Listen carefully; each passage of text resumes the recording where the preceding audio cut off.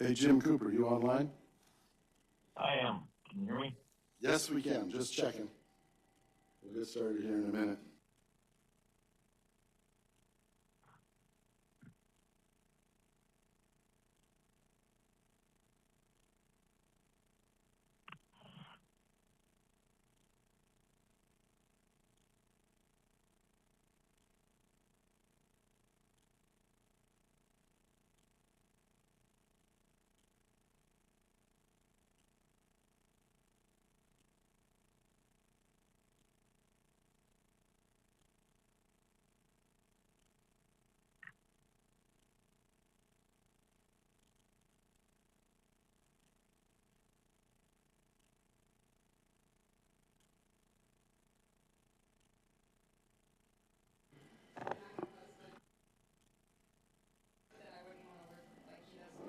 Recording?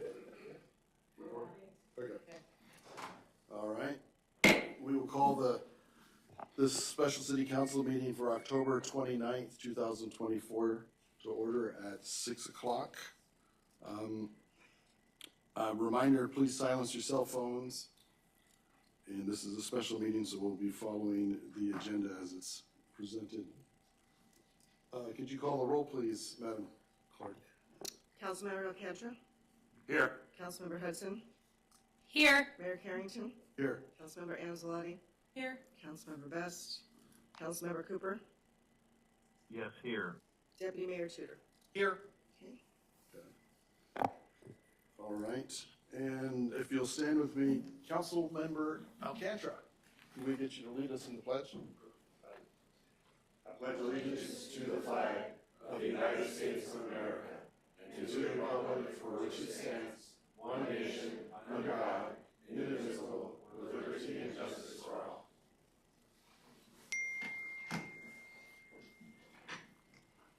Next is the approval of the agenda. What's the wishes of the council? Yes, ma'am. I would like to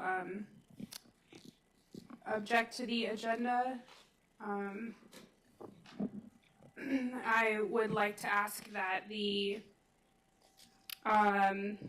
letters that Stephen Jelly sent to us be stricken from the record and removed from the end of our agenda, please. Second. Okay, they're not on the agenda. They were in the packet, but the agenda is just the 2 pages in front of us. Mr. Mayor. Councilman Alcantara. Some damage has already been done by allowing this last 10 pages of this agenda to go on a website. But let's not add on to that problem. Let's realize that once we approve an agenda, it becomes part of the city record. I'm very comfortable that it's not a part of when people just decide they're going to send out something because somebody wants something added to a packet. That's never happened before in the time that I've been here, and I don't think any time before. Jackie Goforth has asked for tons of things being added to packets, never been done. If Stephen Jelly wants to address our body, he needs to come here under F, under audience participation, look us in the eye, the same way Cindy Hudgens, Jackie Goforth, the list goes on, does. Not hide behind, hey, mayor and city clerk, will you put this in the agenda for me? This is absolutely ridiculous. That this went out is ridiculous, and in no way will I approve this agenda with pages 42 to 52 on it. It needs to be stricken from the record. If he wants to come read anything into the record, he has his 3 minutes under F tonight. He has 6 minutes under audience participation at the next council meeting.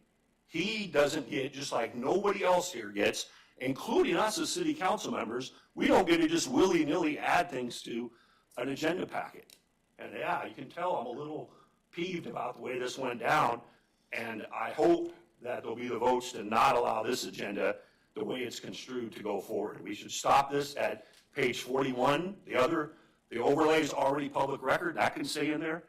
Every defamatory thing Mr. Jelly says in his 10 pages and any other pages needs him sitting right there, looking us in the eye and saying, here's what I'd like to read into the record. No other way should it ever get in. Thank you.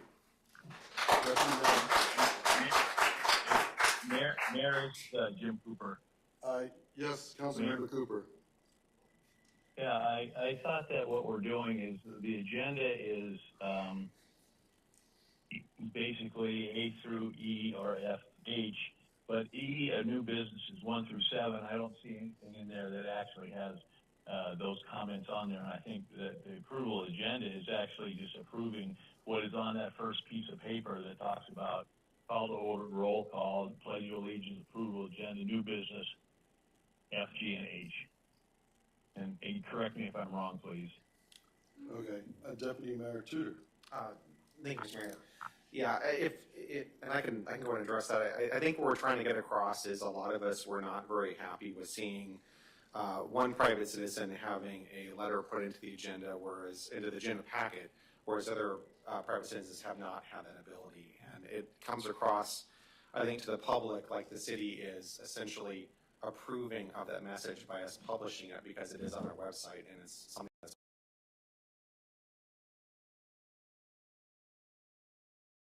but we're not pleased that it's on the agenda packet. All right, so the follow-up, Mr. Mayor? Yes, Councilmember Cooper.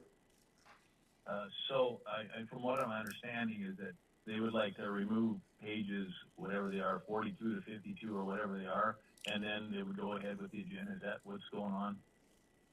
I believe so. And it would be removed from any website, any material going out to the public, correct? Okay, Madam Clerk, you have, okay. Can I just, really quick, Mr. Mayor? Yes, Councilmember Anzalati. Thank you, Mr. Mayor. I just also wanted to comment that just because this is a big issue for me, this is not only a special meeting specifically for the budget. I don't see why this item needs to be here for that reason. Additionally, the code was broken to place this on the agenda because we have to, not only does it have to be the mayor or 2 council members that sign to put something on the agenda, and that was not done unless you have, I don't know, a piece of paper that has signatures on it, which I doubt there is. But additionally, there would have to be at least 2 weeks notice if I'm not mistaken, and this email is dated October 23rd, so it means it hasn't even been a week since he sent it. And I agree with everything that Councilmember Alcantara stated. We are not Jelly's vehicle of self-defense. He's a disgruntled employee and he does not deserve this platform. And if he wants to come and speak in audience participation, he is more than welcome. Okay. All right, Madam Clerk, if you could call the roll for approving the agenda, Okay. or I guess it's modifying the agenda. Or the agenda. Agenda packet, I guess it would be. Okay. I'm not really sure how it is, but okay. Deputy Mayor Tudor, Yes. Councilmember Cooper, Yes. Councilmember Angelotti, Yes. Mayor Carrington, Yes. Councilmember Hudson, Yes. Councilmember Alcantara. Yeah. Unanimous. Okay. Is there anything else, or should we vote to approve the agenda as modified? Amended, yes, thank you. Move to approve the agenda as amended? Okay, Second? moved and seconded. All right. Madam Clerk, if you could call the roll, please. Councilmember Hudson, Yes. Councilmember Alcantara, Yes. Mayor Carrington, Yes? Councilmember Angelotti, Yes. Councilmember Cooper, Yes. Deputy Mayor Tudor. Yes. Okay, unanimous. Okay. Next, we have new business, Committee of the Whole, City of Palmer 2025 budget. Note, action may be taken by the council following Committee of the Whole. Number one, we have Palmer Public Library update with Gary Wolf. Mr. Wolf, please come forward. And Brad, you want to make sure the mic's on for him?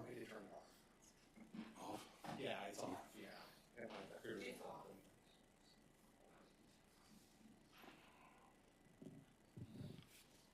Hand those out.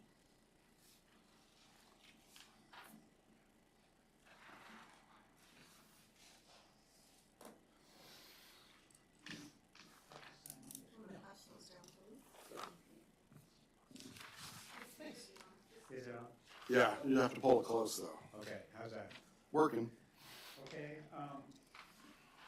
whenever you're ready. Okay. Think so. Go ahead. Okay, I wanted to thank you for inviting me here to give you an update on the Palmer Public Library. I think one of the questions that I need to address is our communication with the former city manager. Correct? Yeah. Like that? Yeah. Okay, so Almost touching your beard. okay, there we go. So we've commenced with the Palmer Public Library with the 15,000 square feet that we were approved to design. The goal that we've been working for over the last couple of months is to pin down all of the items that need to be designed so that we could get a cost estimate and confirm that we're within the prescribed budget. Former city manager Jelly came into my office, I don't know, could either be, could be bid or excluded from the bid set at the time when we bid the project. So we've put, and that's called an alternate, and that's how one of the methods we use to control costs.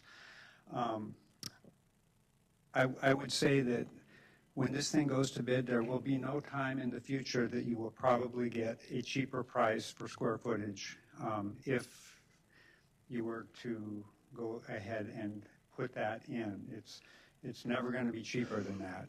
That said, it can be extracted out of the set, but it's in the set. We've been working hard to get the set together. There's about a month, 30 days left of work to do here before we're done with the 65% set. We've got a preliminary estimate on this set, and that confirms that we are still within, I think we're at 17.5 million with the addition right now. So without the addition, we're at 16 if we shell the space in and don't finish it out. I think it's an additional 1.2 million to finish it out, something like that. So we're, I guess, there's a significant amount of work that went in to modify the structure and to work on the perimeter of the building to get that space in, even though it's set up to be, the interior of it is set up to not have to be included. it was a significant amount of work that was done to add that, and so I guess we need direction on where that we need to go with that. But other than that, we've gone through and we've met with the library staff. We've got all of the casework designed. We reorganized the library slightly. The children's areas are now on the first floor, and the adults are on the second floor. So that was, I think overall, that was a good programmatic decision. I think it cleans up the circulation a lot. We moved an elevator in order to do that, but we've gone through and simplified the structure. We have the electrical systems starting to be sized. We have the mechanical systems laid out, the structural systems laid out. So we're a long way down the road on that. So, but we still have about 30 days, and we've stopped work when we were called, and so we haven't completed this task yet. But we're on. We've been working hard, diligently, to get this project to be bid next spring, if that's the desire of council. All right. Councilman Anzalati. Thank you, Mr. Mayor. Because I'm a member of the library committee, and because I think there's some underlying details within this issue, I just have a few questions, and thank you for being here. I really appreciate it. Because I just want the public and the council to understand the process that has been going on. It was news to me as of, I think, the Friday after our emergency meeting. I went in and spoke with Laura Reed. Would you remind the council, just so we're all on the same page, what the terms are of the contract with Wolf Architecture in the city for the library concerning the editing of the design, the timeline, and the cost of the finished design, just so that we're aware? Can you clarify when you're saying the editing of the design, what you're... Like who you would receive instruction from on editing the design? I have, as far as I'm aware, two people who I would take direction from the city of Palmer, one of them being the city manager and one of them being Brad Hansen. Okay. And our contract states that we are obligated to make changes to the design if requested, and if we refuse to make the changes, we can be fired for that. Both Councilman Best and Councilman Cooper have previously requested space within the library for city functions. And during assembly meeting or council meetings, they've asked for that. That's never been brought forward. But when the mayor or the manager asked if we would add that space, it did not seem like an unreasonable request based off of those two previous requests that space be added. And so, it's been a desire from some members of city council that be added. And so it was, there was some vacant roof space. It was an easy, fairly easy area to incorporate into the design. So we did that. Okay. And I'll say that, he requested that we not mention that, and, he's our boss, and so he did that. I think, it was a week or so later, I think, Brad Hansen was brought into the office, and I think the librarian was apprised of the additional space. And so we worked with her to make sure that the library still functioned, was functioning as far as operationally what they needed with the library. Okay. Can I, to clarify, the number for the contract, the number on the contract concerning the cost of the finished design, was that $15 million? Is that correct? We were shooting, I think the last time we were shooting for $15 million. Yes. Okay. And so we were very clear, and I wrote an email to the manager, stating what my understanding of was his request and what that was going to do to the budget. I have a copy of it right here. Okay, very good. If, Mr. Mayor, if I may continue. Yes, Councilman Anzaldi. Thank you, Mr. Mayor. So I know at the last meeting I was present at this summer, we had the exterior design mostly finalized, and we were getting to about the 15 million mark. The next meeting was scheduled for August 28th, and that was to be with the mechanical engineers, and we were going to start discussing the interior of it.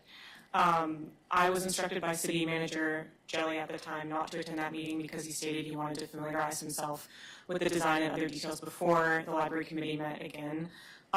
May I ask if any of the library committee was present at that meeting?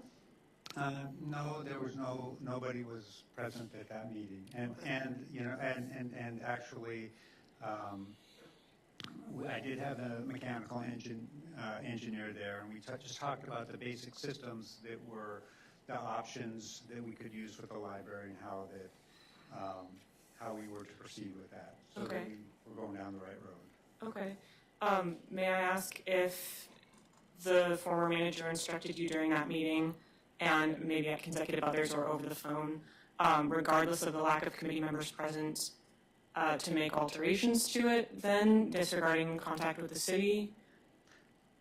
No, you know, the only alterations he requested was the addition of some space, and Okay. you know, he was relying on our expertise and the expertise of the mechanical engineer to select the most appropriate system that would fit within the budget we were talking about, and that's what we did. Okay, Yeah. but the directors also of those alterations did end up raising the budget, correct? Well, the addition. Yes, increased with the budget, addition, I mean, yes. Okay, and then you, this email I have, you informed the manager of those changes, and you said, per section 11 of the contract, at the direction of the city of Palmer, we've investigated various options to incorporate the community development office. This would bring the cost of the library building from 15 million to approximately 18 million, and increases the building footprint approximately 2,800 square feet. And you stated, I'm assuming because he told you this, that we understand your direction is that the increase to the budget is acceptable to the city of Palmer. And this email memo is confirmation that the budgetary limitation is now increased to 18 million.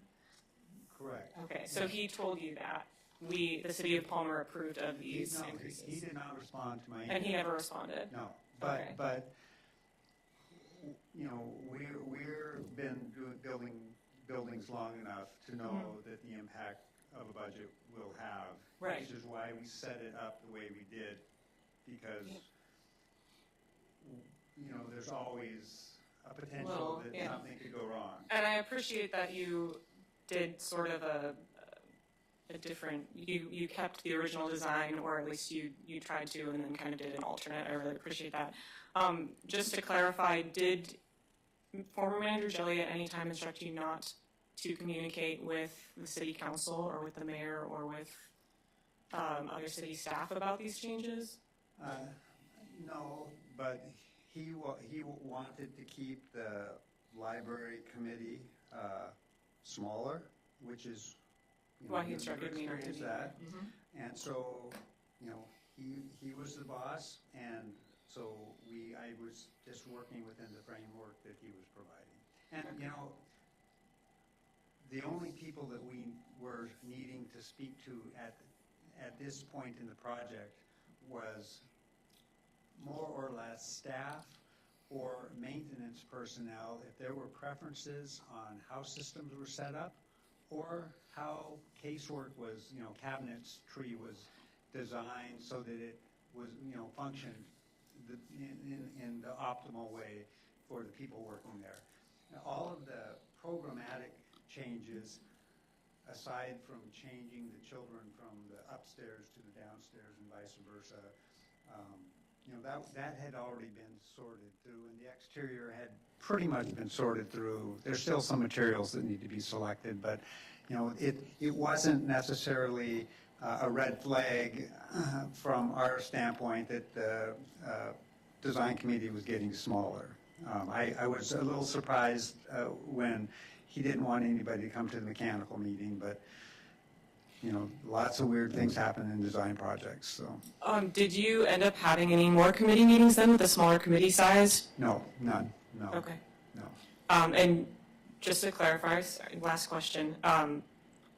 So did Mr. Jelly tell you that he had the approval of the city for this? He did not. In fact, He did not. he said, I think that he said his intention, you know, while he was telling us why he wanted to do these things was because he was working out he had some budgetary goals, and that this change would help achieve that, and that it was his request to us was to get the cost estimate complete by November, the end of November, so that he could make a presentation to City Council. And he said that after we talked, that he needed to have confirmation of what the budget is so that he could run it by City Council. At no time, at least in his conversations with us, it was always his intention to take our work and present it to the City Council as a solution to address some other fiscal challenges that the City of Palmer had. So that was, Okay. yeah. Okay, thank you. Yeah. Councilmember Alcantara. Yeah, thank you, Mr. Mayor. Thank you, Gary, for being here for your presentation. And I hope you know that your reputation as a business person is impeccable and hopefully remains untarnished in spite of what's occurred here over the last couple of weeks. It's very unfortunate because I don't want to see the library become a political football, and already we've had numerous testifiers talk about go big with the library, and was something that a couple months ago may have been possible, and now we'll see where we get to. But back to what you just presented to us. Let's see if I'm understanding this. So if you increase the cost from 15 million to 16 million, if I'm reading this right, you pick up 2,144 square foot of unfinished space? Correct. Yeah, we should pick up. That would be shelled space, and that would, at that point, without adding a stair on the back, it couldn't be used for anything but storage. Once you fill that space with office space, it adds, I don't know, 20 or 30 occupants, which necessitates a second exit out of that space. And so that's what that second stair is back there. But the second stair doesn't happen until the $17.5 million project, right? Right, correct. Mm-hmm. That's all I have for now. Thanks. Okay. Oh, Councilmember Hudson.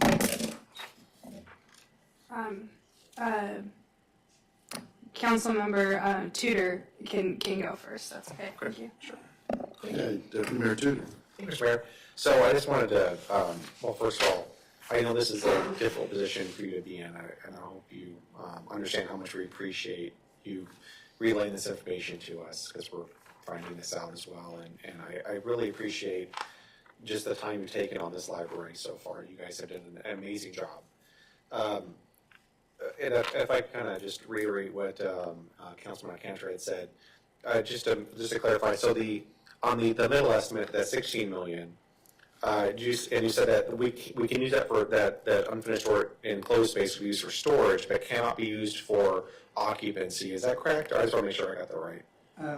Yes, that's true. And, because the exiting is based off of how many people are in the space, if part of it was used for storage and part of it was used for office, there's a potential that maybe a second stair would not be used. But however, if we set the entire space up as office space, the occupant load would be such that we would need a second exit out of that space. And we think that stair would be required for that. Is that mainly with office space, or if it was used, like, let's say, later on as something else, like maybe we need more, just more square footage, would that necessitate a new?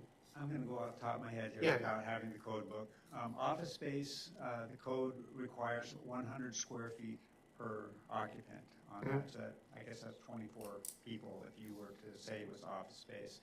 I believe a library is one person per 50 square feet, so it'd be a lot less if it was books and stacks and reading areas. So you could use it for that. And then fairly confident a second stair would not be needed for that. Okay. Yeah, and I think that stair, I think that's like 350 square feet or something like that.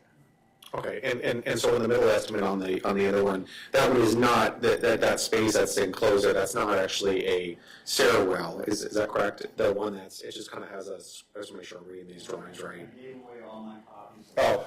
So we have a Sorry.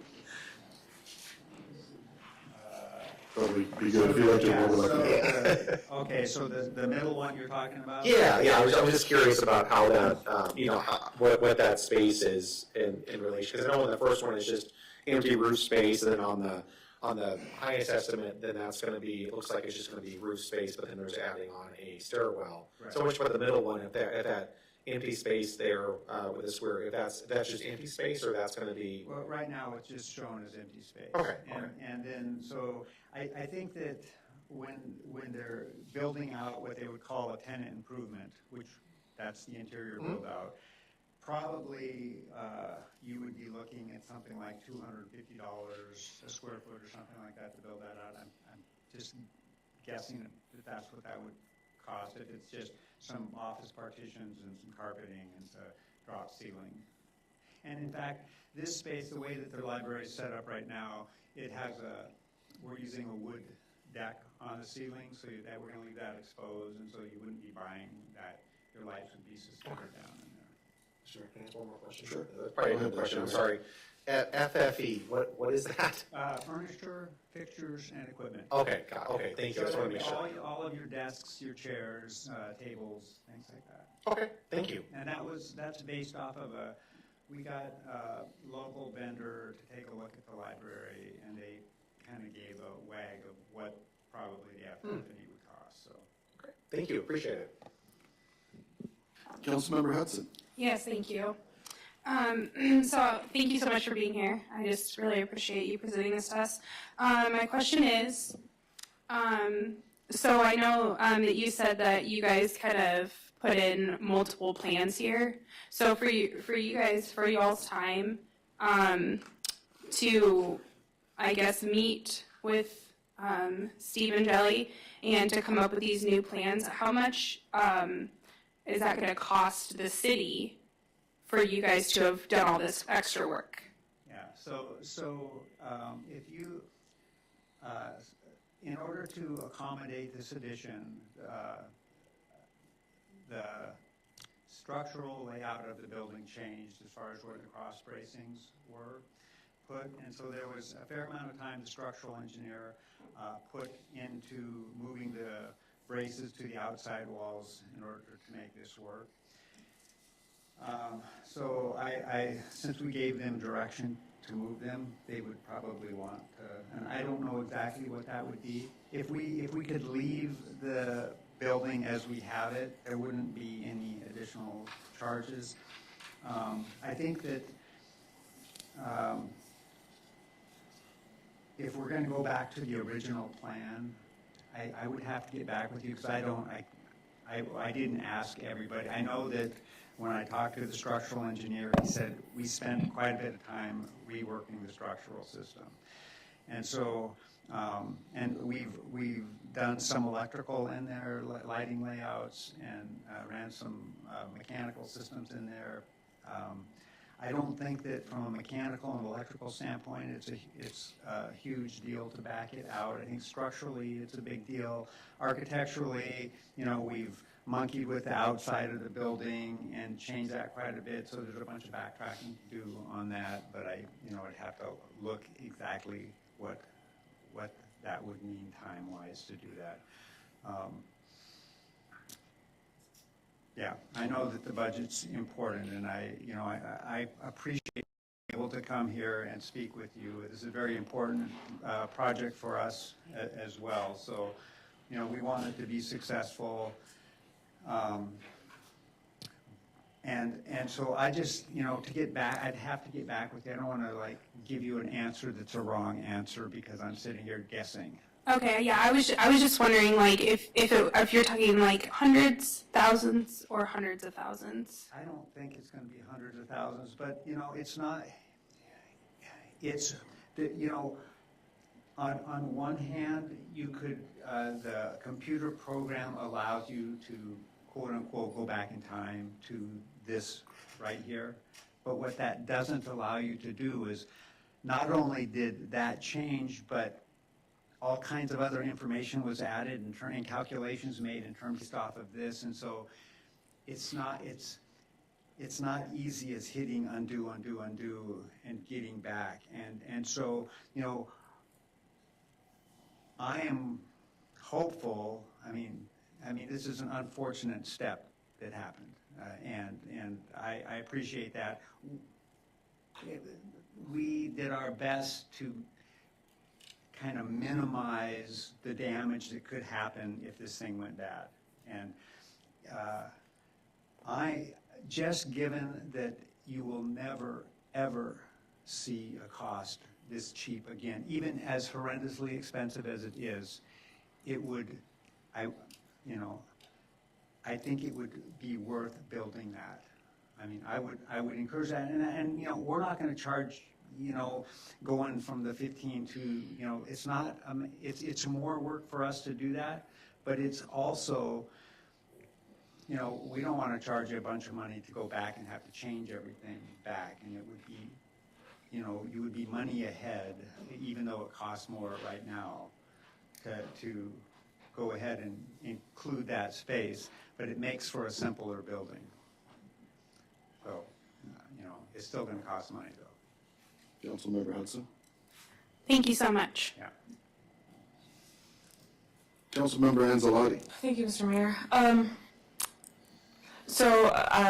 Our choices right now moving forward would be to either revert back to the original plan that we were ready to move forward with before former manager Jelly stepped in, which would cost us not only time but also money to go back, or to stick with the current alternate estimate, which is $16 million, which is $1 million more than we originally agreed to in the contract. And this is not to be vitriolic toward you guys at all. I'm really appreciative of the fact that you even have an alternate, like I mentioned before. I'm just trying to get to the bottom of it so people can understand what's going on. So stick with this $16 million estimated plan with this unfinished enclosed space. And I don't think anyone wants to move forward towards the $17.5 million option, but that is definitely an option at this point on the table. So those are our three options, and if we, like I said, would take time and money to go back, it would just take extra money to continue with this alternate, and then we'd have to raise the budget quite a bit with that third one. Yeah, and Okay. we could look at what it would take to go back. Right. But, you know, even going back, I would still recommend keeping the planning change with the children on the lower level. Right, the adult upstairs. right, and that's I think what Ms. Reed told me, positive, yeah. And Yeah. so, yeah, I think that, you know, there were some very positive things that happened with this change. Right. So I wouldn't throw the baby out with the bathwater Right. on it, but we could look and I could figure out what that would cost to go back if that's Okay. what you wanted to do. May I ask, Mr. Mayor? Councilmember Anzalotti. Thank you, Mr. Mayor. Do we have the option of keeping all the changes and scratching the unfinished enclosed space? That's what I was saying. We could Okay. go back and look. Right. I mean, we have to kind of go back and look and talk with the engineers and figure out what that means on Right. there. Can I also, sorry, Mr. Mayor, one more. Go ahead, Councilmember Anzalotti. Thank you, Mr. Mayor. Just to make sure I have this correct, because I don't want to be confused, and I did speak with someone else at your firm, and so I just want to make sure we're on the same page. So the former manager stepped in when we were ready to move forward and set us back at least a month at this point to edit our design, and unbeknownst to you, I suppose, he hadn't conferred with any member of the council, unless someone at the council can speak up and say that they knew this was happening, or the mayor, I'm not sure. But so he set us back a month already and extra money. And if we were to go back to the original design, we are spending more time and money to do that. And if we're to stick with at least an alternate version of the design he wanted, we're still spending extra money. And we already spent extra time that was unneeded to come up with this other design. Is that correct? Pretty much, yes. Okay. I mean, it's, you make it sound, you know, it's accurate what you're stating. Okay. The quickest way forward is to go with number 2. Okay. And that's the least amount of changes. We can keep driving down the road and hit our, well, we set our pencils down a month ago or something, whenever this thing blew up. I was gone. Right, So, right.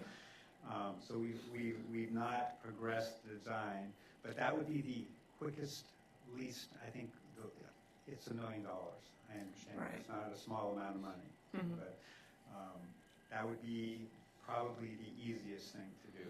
Okay. I imagine it would take 2 or 3 weeks or something to go backwards, and so I'm just. Right, right. You can't give us an exact estimate. Thank you. I just wanted to clarify that. Councilmember Hudson. Excuse me for asking this, Mr. Mayor, because, you know, this is something I'm walking into, the situation. Is there an estimate from anybody on this council as to how much a year this would cost, these different square footages for the city to keep the lights on every month, and heat on every month? Because I just think that, you know, as we go up 13 some square feet and then another, you know, 1,000 square feet, that just, you know, or 500 square feet or whatever that is, that just, you know, also money signs for how much this is going to cost us a year. So does anybody on the council have an estimate for that? Or So part of our contract is to do an energy audit for this facility, which we've been very successful with our energy audits, and we'll be able to tell you very closely how much this will cost to run on an annual basis. So I'll have to go back and look and see where we're at, but we have that. We will have that information if we don't have it already. But that doesn't. I don't know if it's. I mean, I think it was done to a prior version of this, so I don't know if how exactly how close it relates. But we'll be able to extrapolate square footages off of that and what probably the additional space would cost per month or per year. Okay, thank you so much. And I believe staff may have reported early on that their initial estimates were that with efficiencies, et cetera, that they were expecting the operating costs to be similar to the current library. As a basic ballpark. I think it's 9 or 10%. 9 or 10% higher? Okay. Mr. Mayor? Yes, Councilmember Anzalati. Thank you, Mr. Mayor. Just as a question of clarity, was anyone on the council aware of these changes or had been informed by Mr. Jelly of these changes to this extent? No, I know he didn't have any numbers, you know, square footage or dollars. And he said he was working on the budget, and that was probably, I don't know, a week or so before things hit the fan. Okay, thank you.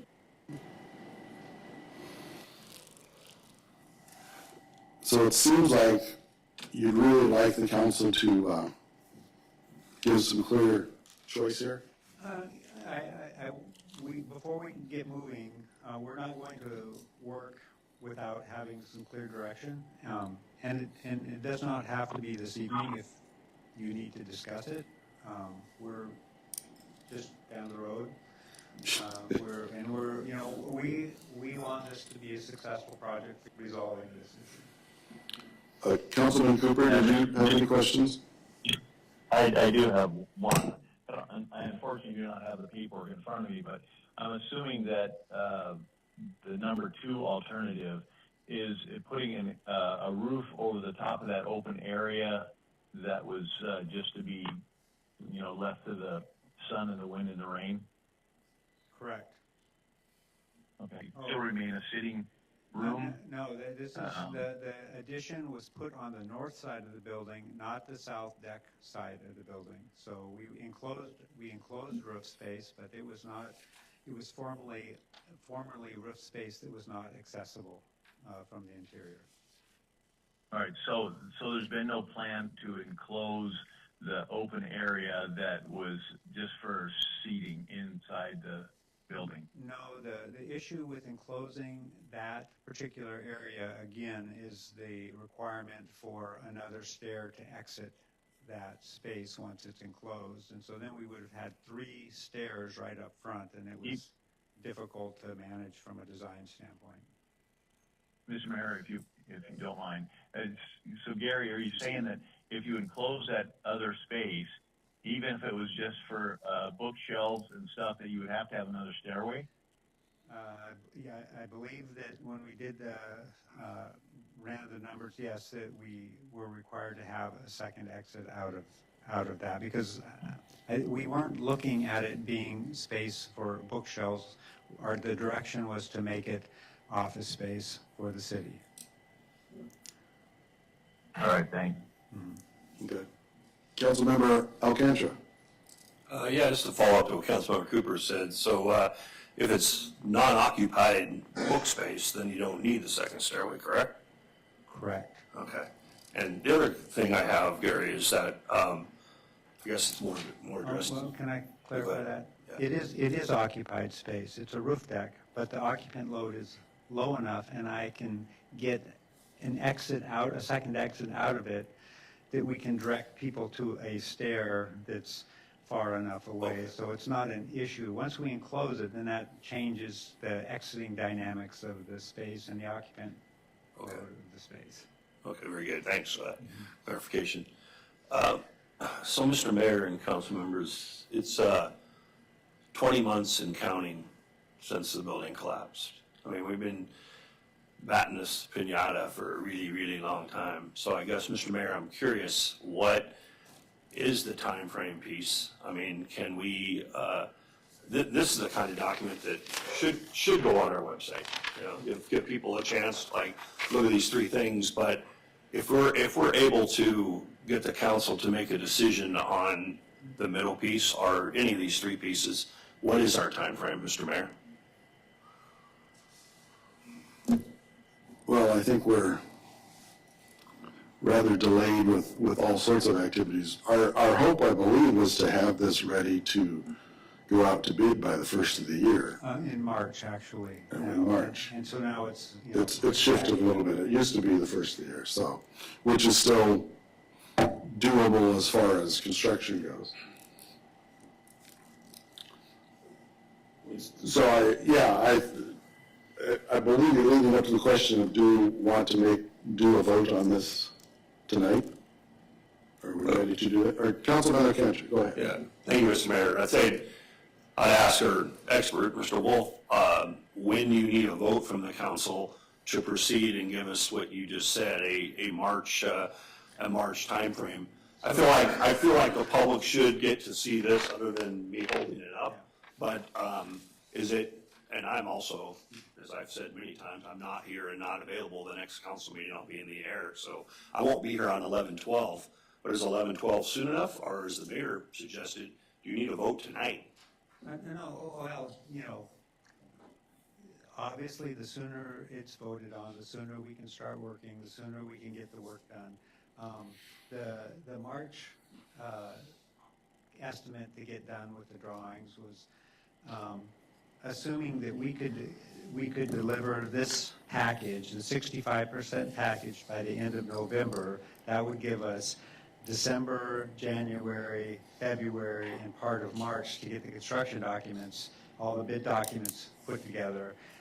So we need, it's a big building, and there's a lot of detail in there, so you're going to need probably 3.5 months to get that work done, and we've lost some more time, so it'll probably be more like, April-ish area that we'd be shooting for then, just because you don't want to rush it out because it's, you want a complete set of bid documents, or that's bad too, so, yeah.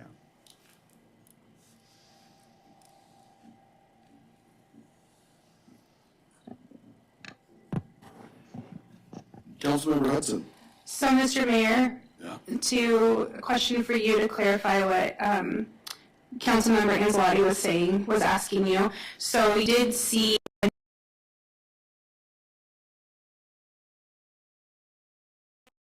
It was just top floor, bottom floor. It wasn't 3 choices or anything like that. Did you think that, Mr. Mayor, question, did you think that that was something that should have been shown to Councilmember Anzalotti as well, since she was on the board for the library?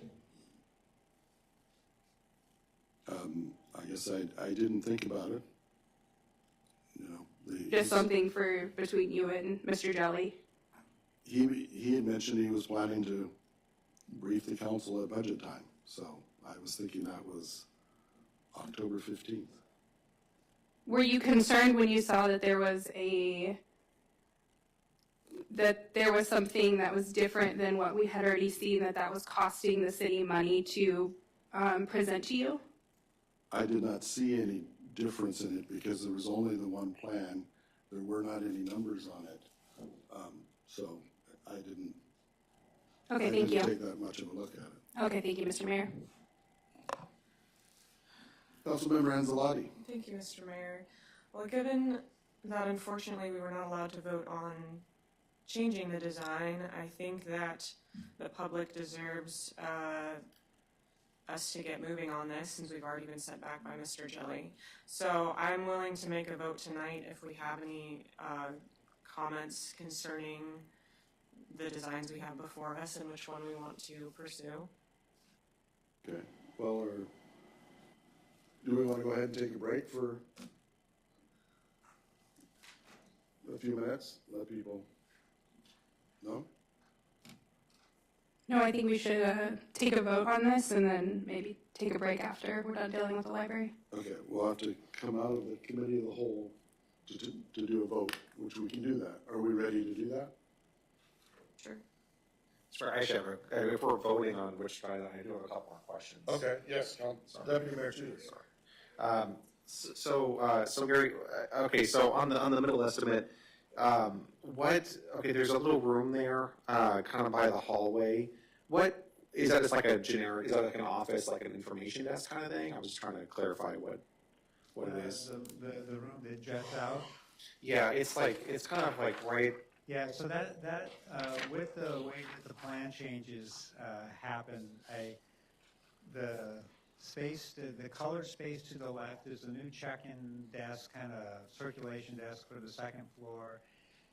And I think that the plan to the right, you can see how that room is inbuilt, and I think that unfinished enclosed space obviously can't be used for things like offices. It can't be used for probably when we're expecting them to be used on a regular basis. Could it be used as a meeting room, or is it just for books? Or it would be for storage. It's, we'd have to look at if we're not going to build the stair, sort of how we might maximize the amount of people who could occupy that space without putting a stair in, and kind of see what we could do.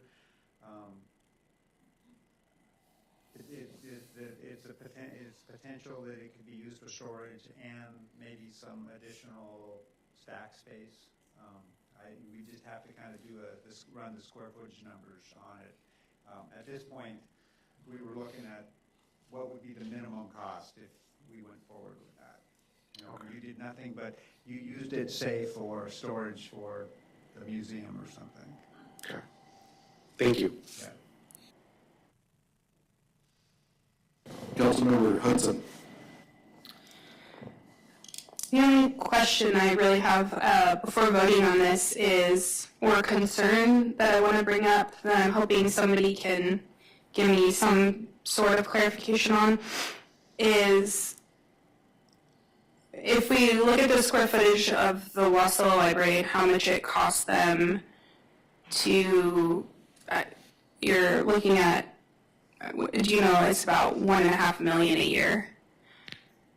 A year for the Wasilla Library? No, I don't know what that is. Okay, and then we're also going to be paying on the bond, but the $15 million estimate and the $60 million estimate, that's about a 2,000 square foot difference?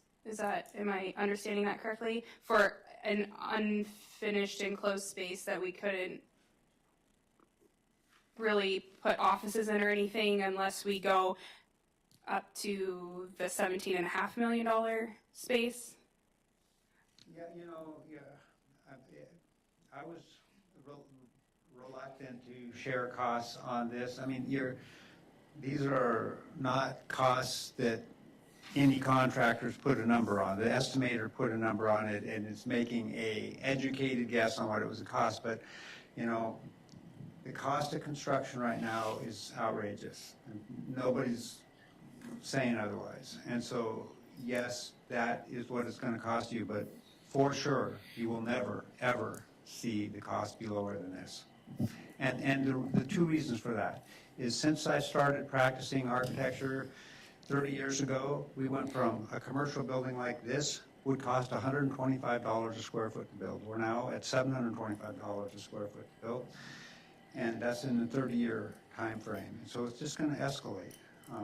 And this is going to be fairly cost effective, even, I mean, I hate to use that word, but we're building a 18,000 square foot building. So that means the cost per square foot goes down because you've got all the mechanical systems and electrical systems are much cheaper on a bigger building just because there's more square footage. And so there's no other building you could build. You could build, and it would be a great deal to buy that, even as terrible, as expensive as it is. And I know that if you don't have money, you can't spend money. I get it. But just in terms of, the longer you wait, the more expensive it gets with escalation. And so, if you guys can, if you guys want to go back to the original plan, we'll go back to the original plan. I kind of hate to see it because 2,000 square feet is 2,000 square feet, and I know where City of Palmer, you guys are stuffed in everywhere trying to get square footage, trying to house people. So I don't know. It's expensive. Yeah. Thank you so much. Yeah. Councilmember Alcantara. Yeah, thank you. Question for city manager. Do we have any better feeling? This might be a lifeline with Mr. Hanson out here. Do we have any better feeling for the insurance piece? Are we up to a $3 million insurance payout? Are we haggling around at $2 million? Where are we at this point? That would be better explained by Mr. Hanson. Sorry, I'll up in your chair there,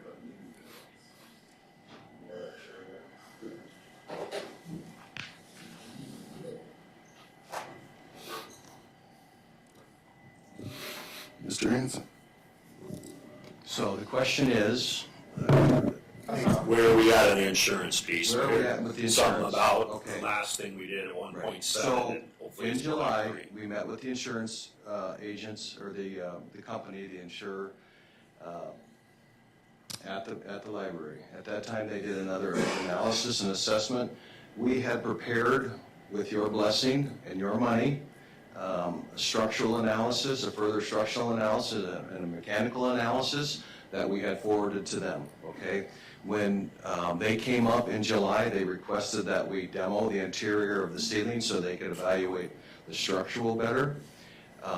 Since that time, they have had their structural engineers report, and they're communicating with PND, who is ours, and they're working out the extent of what the structural repairs need to be, and that's the key to determining the overall cost, because if the structure is damaged beyond a certain percentage, 33%, then it requires code upgrades throughout the building, okay? I think right now we're at about 30%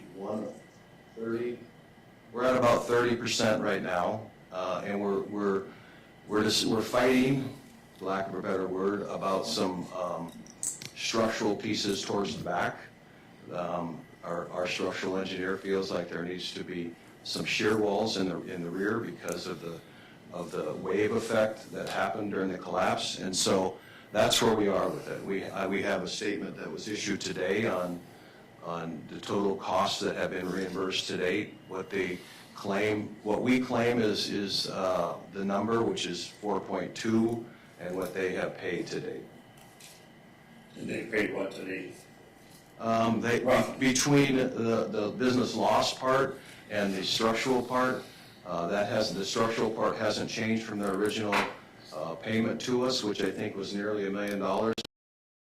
Business loss coverage part of it, they've continued to pay for rents, for the scaffolding that's supporting the interior structure. So that bill on them is continuing to go up. And so Mr. Musi informed you when he was here that he had sent them a letter requesting a settlement of a certain number, and at that point, that's when they got more serious about finding the extent of the structural damage. Thank you. Mr. Mayor? Yes, Councilman. Follow-up, so Mr. Hanson, you've obviously been at this a long time, so is there a way to say best case scenario with the money they've already paid out, we get about $3 million from insurance? Is that kind of a best case scenario, or is that pie in the sky, or is that? No, I don't think it's pie in the sky. I mean, honestly, we asked for 4.2 of the damage part, and the business loss as others. And so that's really full disclosure. That's where we are with what we've offered, and we're trying to get to that number. Okay, thank you. I mean, we still believe it's substantial damage that's happened in there. Thank you, Mr. Hanson. Mr. Mayor, Yes, Councilman. on the part of just kind of continuing this conversation about the library. So we're looking at around a $16 million project. Who knows what the thing will come back and say. We have our $5 million from the legislature. Representative Johnson's going back to Juneau in January. Senator Hughes is going back to Juneau in January. We know who our players are. We don't know where they land on the chessboard, but maybe Representative Johnson's no longer a finance co-chair. Maybe she is. Maybe Senator Hughes is on finance. We don't know that now, but we know that we have $5 million from them already. We have maybe $3 million from insurance, and then we bond at around an $8 million bond package. And so this is not something that this city of Palmer cannot afford. This is something that we can do.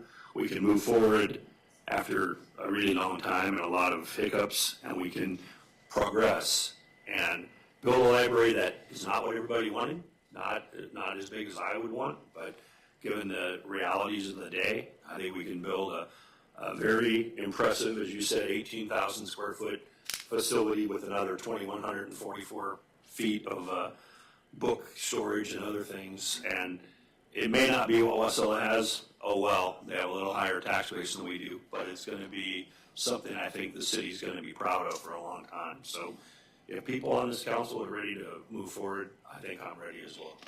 Thank you. Councilmember Anzalotti. Sorry, I've had my light on for a while. Kind of thinking about what I want to say. So kind of at this point, we kind of have to weigh the cost between the extra time it would take to, in my mind, the two options that I prefer would either be to keep the good improvements that we have in this middle example and get rid of the unfinished enclosed space, or keep it. It's those two options that I'm leaning toward. I totally understand what you're saying, Mr. Wolf, about it's never going to be cheaper to build, and I concur with that. I mean, we could argue that about anything to build right now. We could add whatever we want, and it would be cheaper now. So I don't know how beneficial it would be to have this space that we can't use for offices. I know there will definitely be storage in there. And I'm assuming that it's possible, if we were to go with that enclosed space, that in the future, if we did want to add stairs, to have that turned into office space. That's a possibility. Is that correct? Yes, that is correct. And the other thing we could do is we could include the stair as an alternate, and it could be bid on, and if you could afford it, it'd be great. And if we, if it was too much, you don't have to accept the alternate, and it doesn't get built. But you won't know what it's going to cost until bids come in. Mr. Mayor, follow up? Yes, Councilman. Okay, thank you. And that could also just be something in the future, I'm guessing, as well. And then just considering the time it would take to get rid of the unfinished enclosed space, I think right now, I guess I'm leaning towards moving forward with this middle estimate personally. Deputy Mayor Tudor. Thank you, Mr. Mayor. This question for Mr. Hanson. So with the current, well, not the current library, but the library that we're discussing that had the structural damage, how are we doing on storage space in that library? Was it kind of just plumb full and we were just bursting at the seams, or what? I mean, what I'm trying to make sure is, I know currently we have a lot of books in stores that we're obviously paying for, that has a cost. Are we looking at with this, like if we, let's say we went to middle design, would that space be utilized for storage, or is it something like, we don't need that at all? I'm just trying to get your take on that. Yeah, so to answer your question, I think it could be used for storage, because at the existing library, the library that was crashed, okay, we were full, and what it did was take away a lot of the program space as a result of that. We haven't added a whole bunch of book space in this library. Really, what the new addition in this library is more of that program space. More meeting rooms that people wanted. Kids area is designated, and some other areas like that. That's really what's occupied this increase in 6,000 square feet of space. So really, the number of books won't change dramatically. So what I'm saying is the ability to have some type of depository where you have excess books and be able to rotate them, I mean, is a good thing. However, we are part of the Alaska Library System where we already kind of do that. We utilize other people's books to supplement ours. Okay, Councilmember Hudson. Thank you, Mr. Mayor. I have a statement for the council, something for us to consider thinking about. It seems that between what Stephen Jelly has made happen here in this final plan and the one that was originally there when he came into the picture, it seems that maybe on his own accord and maybe with others' help on the council, it has been made, it is easier to take what he has made up. And I just really want us to all think about that and really ponder on that, because there's a reason he did this. Thank you.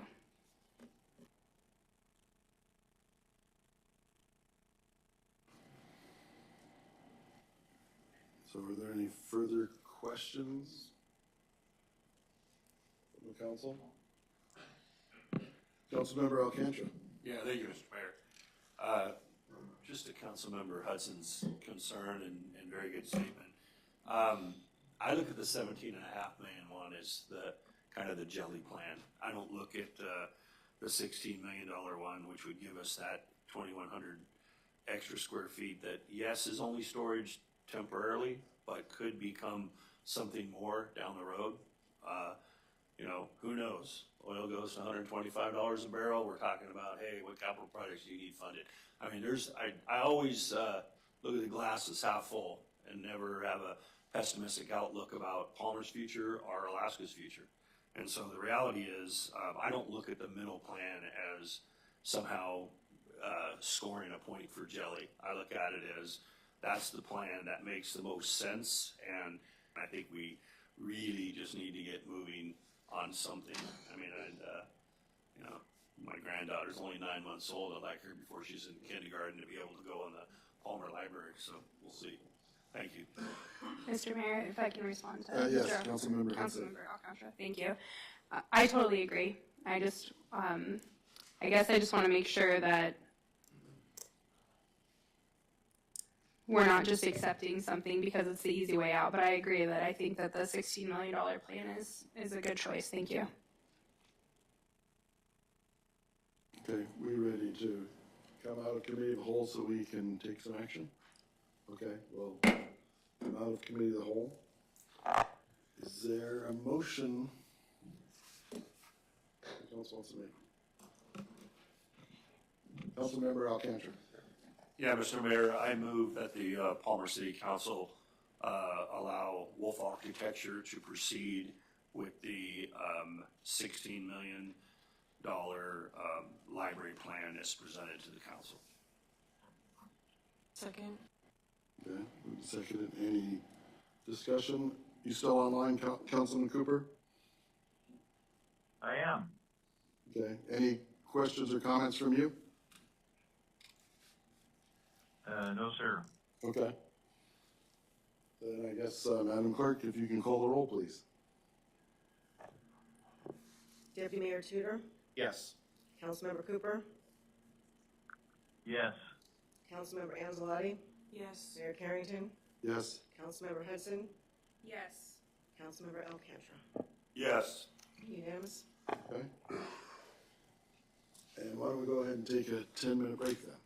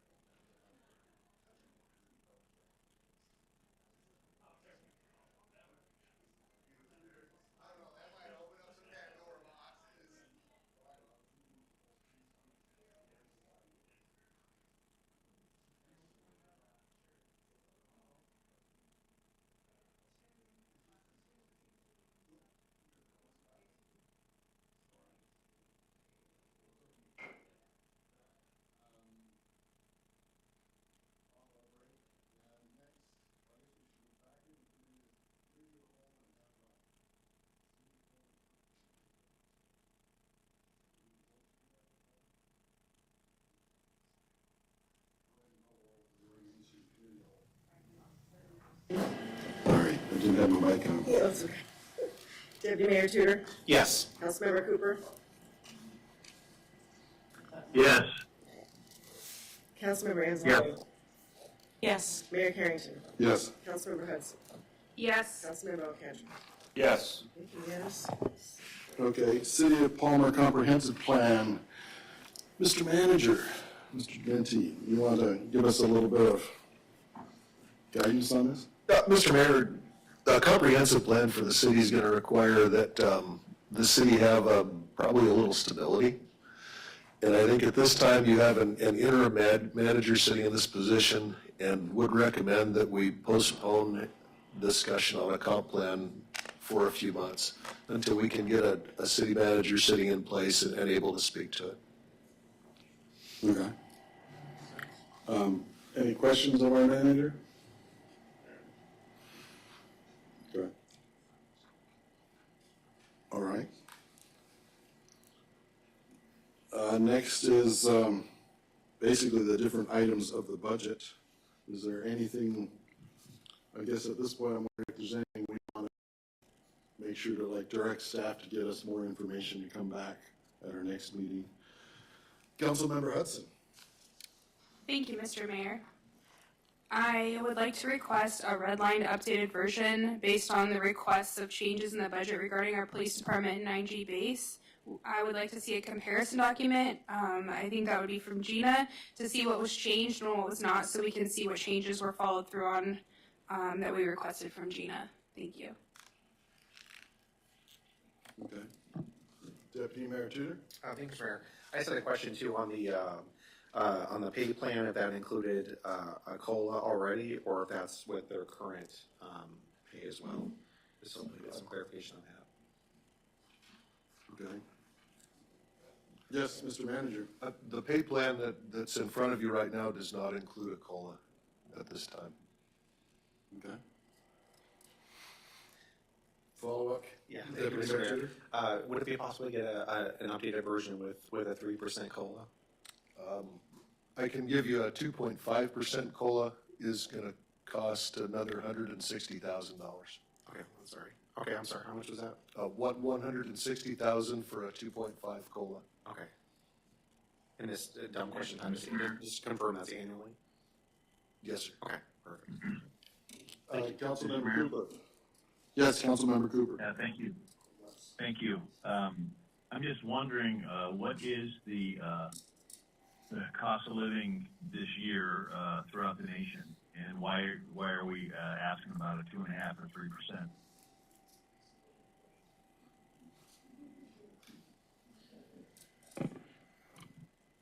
Mr. Manager? I couldn't tell if you were trying to hit your light or not. It's, it was last updated in June, July, and it was 2.5% over this last year. Okay, and that is that's the nationwide one that they predict they come out with every year. That's the Anchorage version, the Anchorage the urban CPI. Okay. All right, thank you. Councilman Alcantara. Yeah, thank you, Mr. Mayor. I was just going to throw our city manager, Councilmember Cooper, a lifeline and tell him, yeah, that is the rate of inflation over the last year, 2.5%. It's also the, and I thought Mr. Cooper might know this, but it's also the increase in Social Security. So 2.5% is right in the wheelhouse of what it should be. And thanks for that $160,000 figure. Is that I heard you? 160,000. Thank you. Okay. Any other questions or comments or said?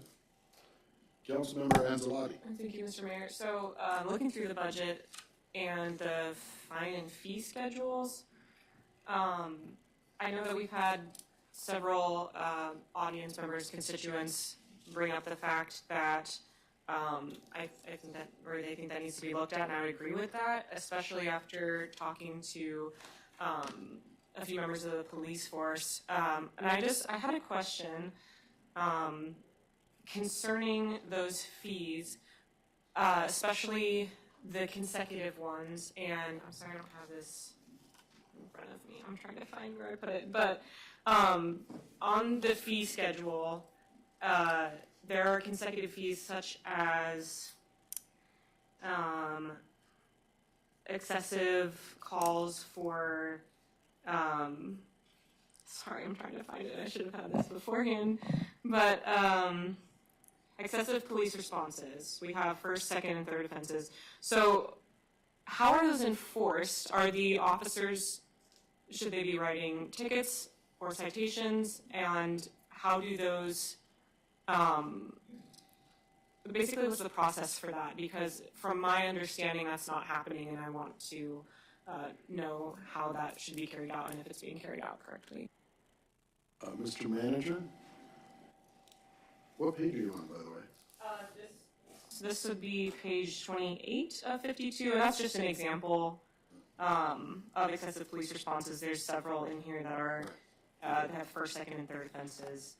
So you're actually talking about the fine schedule, not the fee schedule. Oh, I'm so sorry. That's what I meant to say. Thank you. Thank you, Councilmember Cooper.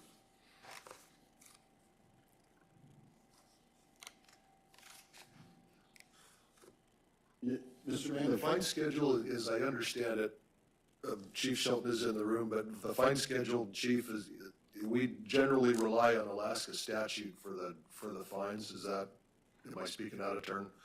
Chief, would you mind coming up, please? Come on forward, Chief.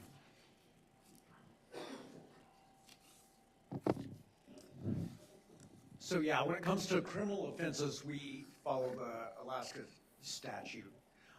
When it comes to traffic offenses, we'll also use the state traffic laws for most of it. There are some, like animal at large, barking dogs, that sort of thing, that are municipal code that we use the fine schedules for. The way those are enforced is if my dog's out barking and I'm worried about it, and the officers come again and they write me a citation for a barking dog, it would fall underneath the first offense. If within a year's time frame they get called back and have to write me a subsequent citation for the barking dog, then it goes to the second offense, and then third offense, and so on. So it is not very often that we wind up using a second or third offense. The other part of the question was, could you repeat that? Sure. I'm just wondering, I guess, how it's enforced and how we make sure that money comes back to the city. Okay, so when we write a citation, there's a box that we check that has PMC, Palmer Municipal Code, adopted the state traffic citation. So therefore, when we check that box, the money then goes back to the city rather than onto the state. All right. Mr. Mayor, if I may. Yes. Thank you. Councilmember. Sorry if that seemed like a silly question.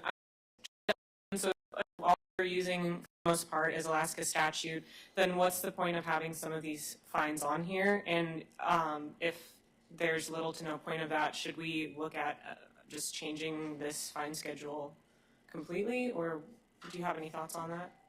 Yeah, so there's basically two processes. If the city decided to have their own prosecute their own offenses, that sort of thing, hire their own attorneys and handle it, much the way Anchorage does, then it makes sense to have it. And I think back in the day when we created that, I want to say it was in the early mid-2000s maybe, that was kind of the idea, is that at one point maybe we might move forward and do that. I don't see in our immediate future where we would even entertain the idea of doing that. So it may be time to look at it and seeing, hey, what do we really need? What can we remove? And then go from there.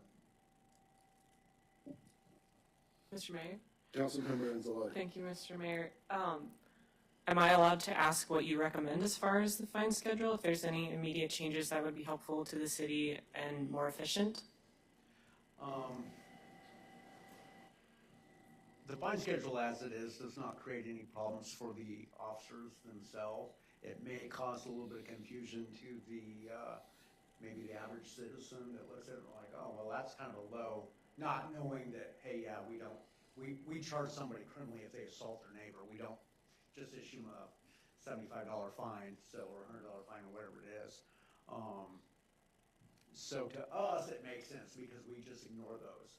To the average citizen, it may be a little bit confusing for them. So for me, it's one way or the other. If we want to take the time and go through and separate it out, we can. If we want to leave it as is, then that's fine too. It's either one, whatever you'd like me to do. Thank you. Council Member Alcantara. Yeah, thank you, Mr. Mayor. I guess everyone knows we could use a moment of levity, so I'm going to go on these kind of the same tack that fellow council member was on. But it does seem when these things were created, looking specifically at page 29, you talk about these chapters and what the fines are going to be, and it seems like people got together and ran out of time and said everything's going to be 75, 150, and 300. Because it seems a little ludicrous. And my third child and second son is an adult now. Thank goodness. He's a 19-year-old, so I don't have to worry about him not making curfew. But it does seem a little comical that curfew violations are the same first offense, second offense, third offense as selling poison without label. Or prostitution or anything else. So it just seems like it almost. I use still the term from Gary. I think he's gone now, so I can steal his term. I don't want to throw the baby out with the bathwater, but it just seems these things. I wonder how much revenue is being created of these and how it's being created. I'd almost like to see something where it said, "Hey, there's people with excessive police responses, so we had to fine them $300." But we've never used the poison one, or maybe we've used it 23 times, I don't know. But it'd be good to see something that said, are these just on the books to be on the books, or is there something actually being solved by them? So that's where I think she was going and where I'd like to go as well. Yeah, there are a lot of them that are on the books, just kind of as a placeholder. When we went to the ARM system and the track system, they had to be entered, and it was a lot easier for the programmer to enter them all in one swoop rather than to go back year after year after year and add more and change them. It's easier to just change the fine amount on an offense that's already in the system. So a lot of that was, we kept just because it was something that was already there. Thank you. Yeah. Mr. Mayor, follow up? Yes, Councilmember Alcantara. So, Chief Shelton, you've been with Palmer PD a long time. Thank you. And going on 25 years, I believe. So has this ever been changed? Did we re-look at this 10 years ago, 5 years ago, 20 years ago? Have you seen this? I'm not just chapter 9, but any of these chapters actually go through some changes in your time here? Have you written tickets for $25, but now you write them for $75 on occasion? I think they were changed. I don't know about the fine amounts, but I know a lot of those offenses were added. I want to say, I don't know if Gina remembers, I think she was here, she might not have been here, but it was around 2005, I think. It was Sergeant Kelly Kearney at the time. They went through and they added a bunch of them, but it really hasn't been touched since then. And the vast majority of them have never been enforced. At least not under code. Councilmember Hudson. Hello, Chief Shelton. Thank you so much, Mr. Mayor. I'm so happy to see you back. So thank you for being here. Thank you. We appreciate that. Do you think that it would be a good idea for somebody here to sit down with one of your department heads to go over the fine schedule and change it, or do you think it would be good to just ignore it and we continue not using it, I guess? I think that it'd probably be beneficial maybe to sit down with the attorney probably after the first of the year and take some time and go through and modify, get rid of the extra. It would make it less confusing for the citizens that read it, and it would make more sense. Or either might be able to mark the statute that we don't use and have a note in there that they're not used, but they're a placeholder, should the city ever move towards prosecuting those themselves. Okay, thank you so much. Any other questions? Councilmember Anzalati. Thank you, Mr. Mayor. I was just going to say, is there any way we can, well, I guess the attorney's not present in this meeting, but should we make a movement toward that, or is that something we need to bring up later after the first of the year to pursue doing? I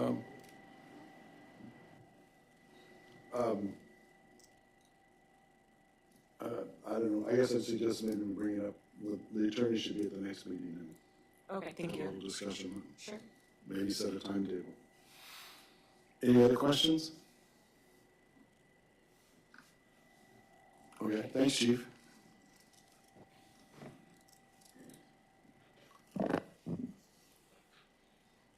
Deputy Mayor Tudor. Thank you, Mr. Mayor. If we can go, I just had some questions about the fee schedule.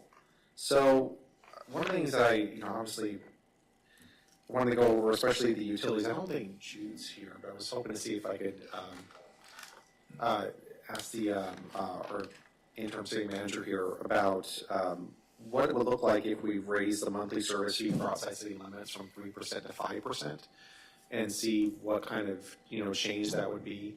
The idea is not to obviously make it unaffordable for anybody, but it's just a matter of keeping up with inflation and increased costs.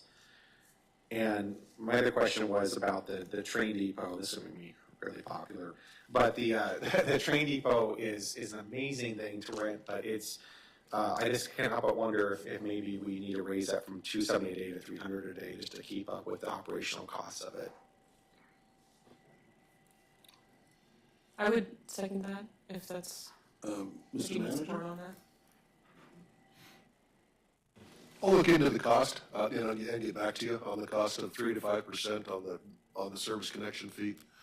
And as far as the train depot, I can get back to you on that as well. Thank you. Anything else, Deputy Mayor? Okay. Thank you. Mr. Mayor? Yes, Councilmember Anzalati. Thank you, Mr. Mayor. Do we know if we've recently raised the fees at the MTA Events Center? I think that was something someone had mentioned looking into, and I'm not sure if when the last time those were raised was. I'm just curious. I don't know. Mr. Manager, do you have any info on that, or? I have no idea when they were last changed. Okay. Should we ask the manager to maybe research that and come back to us? Sure, that would be great. Thanks. Okay. Absolutely. Councilmember Alcantara. Okay.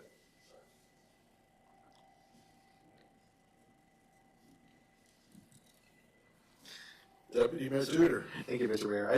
Whenever I look at this, I always kind of go, we have a gym? Like, I was good that we have that. I was just wondering if it's utilized or if it's kind of just sits there. Is that the one at the MTA Event Center, I guess? Yes. Yeah, just curious. I always forget that we have it. I think a lot of people do. Yeah, I think there's a few people that use it. Oh, good. Okay. But Yeah, just curious. I haven't been there in a while, but I have been there before. Councilmember Hudson. Thank you, Mr. Mayor. I was just going to ask if I could get an approximate timeline on when we would see a budget with the changes regarding adding 3 more dispatchers to the 9G base, and then also changes in the budget regarding our police department that we requested at the first budget meeting. Can I get a time frame for when we'll receive that? Okay. Mr. Manager? Okay. Adding the additional 3 additional dispatchers is going to cost $390,471.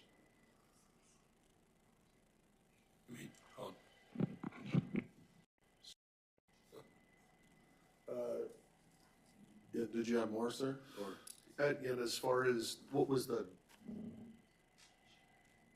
The- was- and as far as there was, the second question was about the,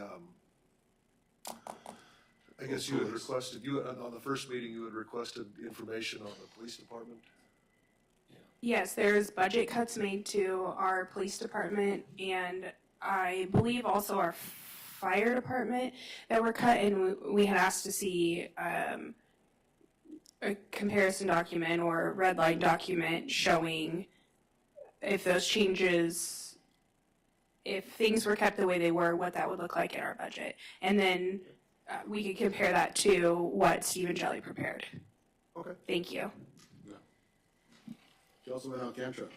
Yeah, thank you, Mr. Mayor, Mr. Diamandi.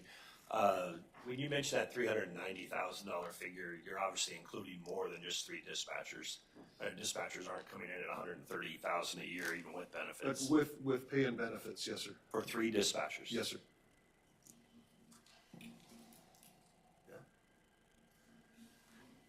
I'll stand corrected, I guess.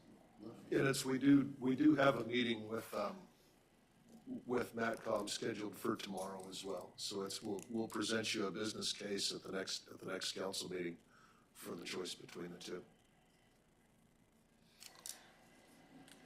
Councilmember Anzalati. Thank you, Mr. Mayor.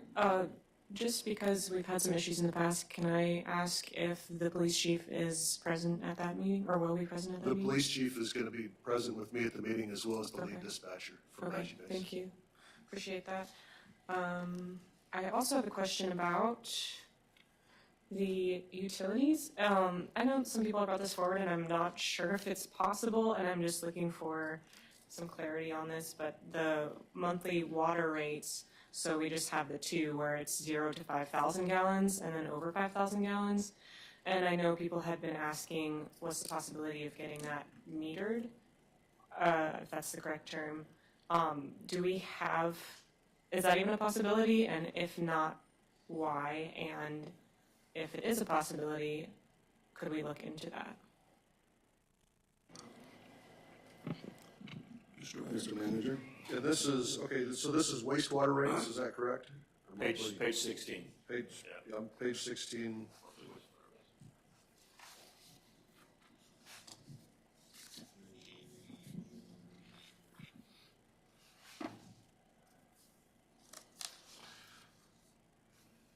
I think it's page 16 of the Yeah, agenda, page 12. 16. 12 of the Right, fee page 12 schedule. at the bottom. Yeah, I'm looking at what you're asking and trying to. It appears that those are metered. And if you use less than 5,000 gallons, it's a flat fee, is that? I'd have to ask, I'll get back to you. Okay, thank you, appreciate that. Councilman Alcantara. Yeah, thank you, Mr. Mayor. I'll put a little finer point on that because I don't know for sure. Maybe call a lifeline. I'm guessing somewhere around 2,000 customers that are metered, something in that ballpark. I think it would be fairly workable to figure out how many of those folks use under the 5,000 gallons versus over, because I know there's been other citizens that have brought this forward that, you know, people that use 2,500 and 3,000 gallons of water a month, that's certainly not me, but people that do that, being charged the same as the person who used 5,000 or 49.90 does seem a bit unfair. So what if we could figure out, what are we talking about? Are there 4% of the people under 5,000, or are there, 40% of the people under 5,000? Figure out how to make a system that's maybe more equitable for the citizens of Palmer. So thank you for bringing that up, Councilmember Ancelotti. And Mr. City Manager, John, I don't know if that's going to come at the next meeting or the meeting on November 26th, but certainly I'd love to see that backdrop of 3 dispatchers with benefits costing $390,000, because just looking at our pay plan and thinking through everything I've ever been through, and I used to be a 911 dispatcher, it just doesn't compute. So I'd love to see that background. Thank you. Yes, sir.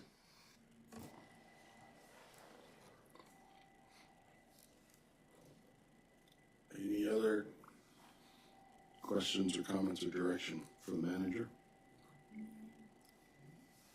Mr. Mayor. Councilmember Anzalati. Thank you, Mr. Mayor. Just to clarify, are we also going to see an estimate if we include that opioid task force officer back as well?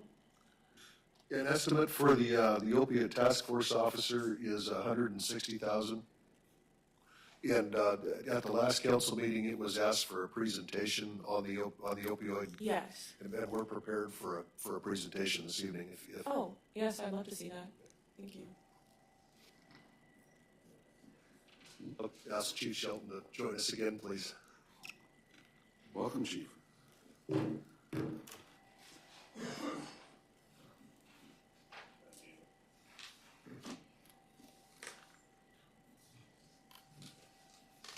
You want one? You have enough. Thanks.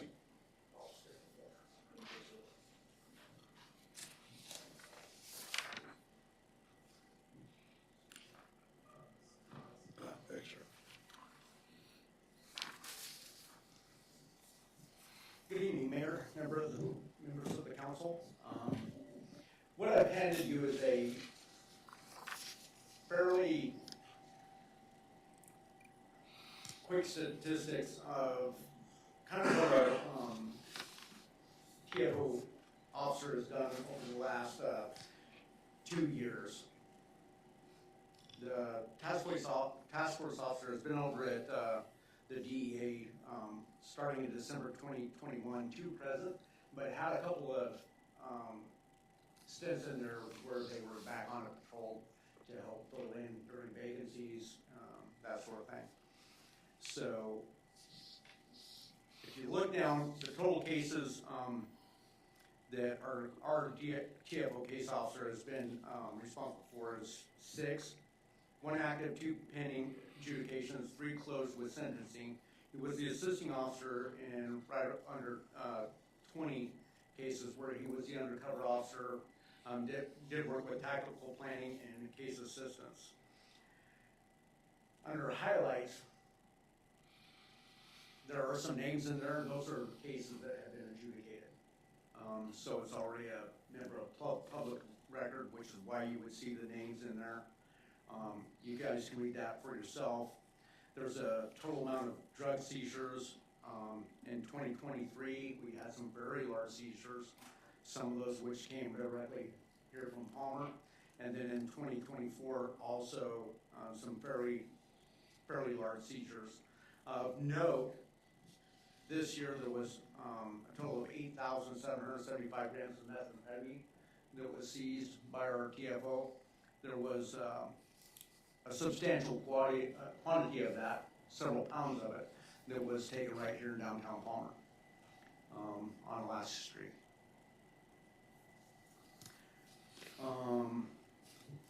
And then you look at the gun seized.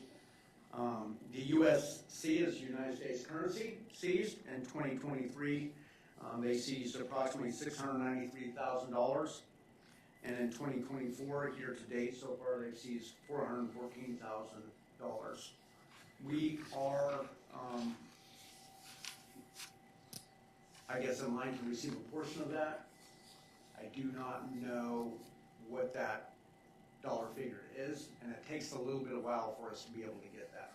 It's dependent largely upon how involved our officer was, or even if our patrol helped, how many people worked on it, how many hours they worked on it, what was the total hours spent on the case, and then so our share will be broken down commensurately according to that.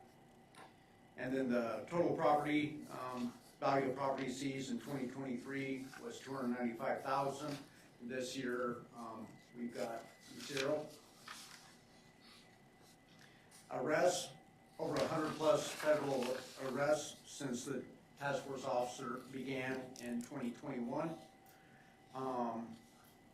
And then if you look at the effects, multidisciplinary investigations targeting drug trafficking organizations with members living in Palmer. Overdose response initiative specific to Palmer city limits, and immediate response to patrol encountering special drug problems. I'd like to highlight that since January 1st of 2023 to present, there have been I'll put a minimum here, and I'll explain why in a minute. A minimum of 9 deaths that have been a result of opioid or overdose, plus 32 medical calls where there was a result of overdose. Those are minimums,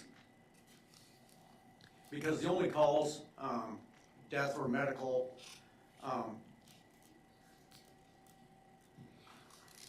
when dispatch enters it into their system, they have a myriad of things that they can code it and call it.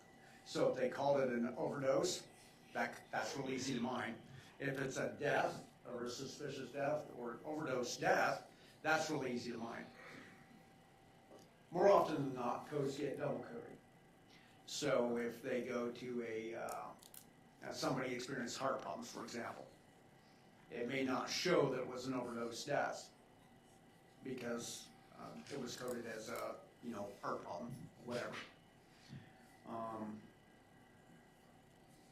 So that's why I list those are at minimums. When the dispatchers compiled this information for me, they went with the ones that we could positively know were either an overdose or an overdose death. Any questions? Yeah, Mr. Mayor. Councilmember Alcantra. Thank you, Mr. Mayor. Chief Shelton, thank you for this report. I really appreciate it. To me, $1,107,000 in U.S. currency, that's a great highlight. That certainly is, a very good return on investment, if you will, for our $160,000 a year narcotics officer. But to me, more importantly, is the fact that in 23 and 24, close to 39,000 grams of fentanyl was seized and a little over 25,000 grams of meth. So to me, this is a position that pays for itself in spades. So thank you for this. Thank you. Councilmember Hudson. Yes, thank you. Thank you so much for bringing this to us. I really appreciate it, Chief. Also, I just want to thank the officer who has been doing this job for the city of Palmer, and I can't wait to see what the future has for him here. I think it's going to be a great one. Thank you. Thank you. And he's in the room Mr. Mayor. now with us. Mr. Mayor? Yes, Councilmember Cooper. Thank you. Hey, Chief, so the current task force officer has been on scene since 2021. Do we have one on a task force before that? So yes, we did. Sergeant Ed Mooney had been a DEA task force officer for a few years before that. They strictly went after pill diversion, or they were targeting overprescribing of pain meds, and made a big mark in that area. In between Sergeant Mooney's tenure and Detective Clark's tenure, the pill diversion kind of moved. They added more because we had the fentanyl increase, and so they moved their focus more towards fentanyl. And as you can see by the statistics that were put here, done a great job at least catching some of it. One thing I do want to point out under the highlights, there is an acronym that's put in there that says members of DTO living in Palmer. That's drug trafficking organizations. So that when you're reading that, I should have spelled that out, but for saving space, I use the acronym. And Mr. Mayor, I have some follow-ups, please. Yes, go ahead, Councilmember Cooper. One is, Chief, how many are on the drug task force? From what other agencies do we have police officers? So it's comprised of officers with DEA, North Slope Borough, and APD. ASD and APD. ASD and APD. Okay. And you did mention something about that we got some money back to, for all this money that we've collected, in goods and services and all that good stuff. How much money do we actually get back from the state? And do we fund all of our officer or because we're part of the task force, do we get any reimbursements from the state or from the feds or anybody? So we fund all of the salary and benefits. Salary would be the 40 hours, I believe, and then all of the overtime, or at least a portion of it, 20,000 of it, is paid for through HIDA funds. It's a federal reimbursement. As far as the drug seizures, I know we put in for quite a bit. It takes forever for it to hit our coffers, and I think Gina stated how much we got last time when she presented the budget, I think. It's about $41,000 since the inception of the program in 2017. Okay.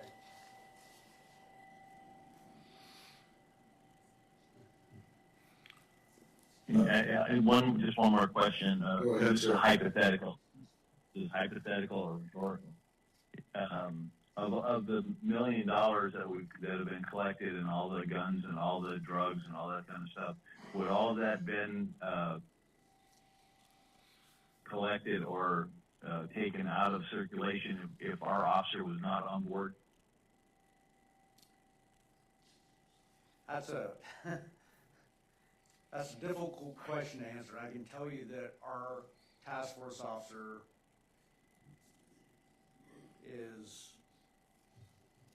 has been very motivated and very tenacious in his job, and is looked upon highly by other members of the task force due to his work ethic.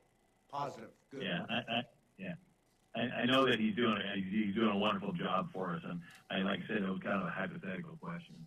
Thank you. You bet. Deputy Mayor Tudor. Thank you, Mr. Mayor. So, Chief, if memory serves, from the last meeting, if he wasn't on the budget originally, if memory serves, that was because some federal funding or was it state funding was cut. I was just hoping to find out some more information about that and just see if I'm right on what I'm remembering. I don't think I understood your question. So you're saying he wasn't on this year's budget or in budget year? If memory serves, I don't remember if he was originally on our budget for the police for 2025. Am I misremembering that, or is that? So on our budget, I didn't notice where it went down, but I think that TFO position might be under the general. Is that correct, Bill? Oh, he was just removed from it. Okay. So what was it due to some funding thing with where we were getting a grant or but we're not getting that anymore? Originally, back when Sergeant Mooney was over there, we were, it was paid for through a grant, but that timed out and we chose to continue funding it. And I think we've been funding it ourselves for the past several years. Okay. Okay, so it's nothing recent then. Okay. And as the DA task force officer, does he take other duties as well? If there's not an active case, does he go out and do patrol and other duties? Yes, in fact, he had some breaks in there of service, which is why I included the stats just going back to 2023 and 2024, where he's came back and filled in on patrol. He also, while he's over there, comes in and assists the officers with their drug seizures, with their writing search warrants, advises them on how to proceed with cases. Take myself, for example, I can get myself through a traffic stop and stuff, and I'll find the drugs and stuff, but then what do you do after that, right? So having somebody that has that firsthand knowledge, does it day in, day out, is good to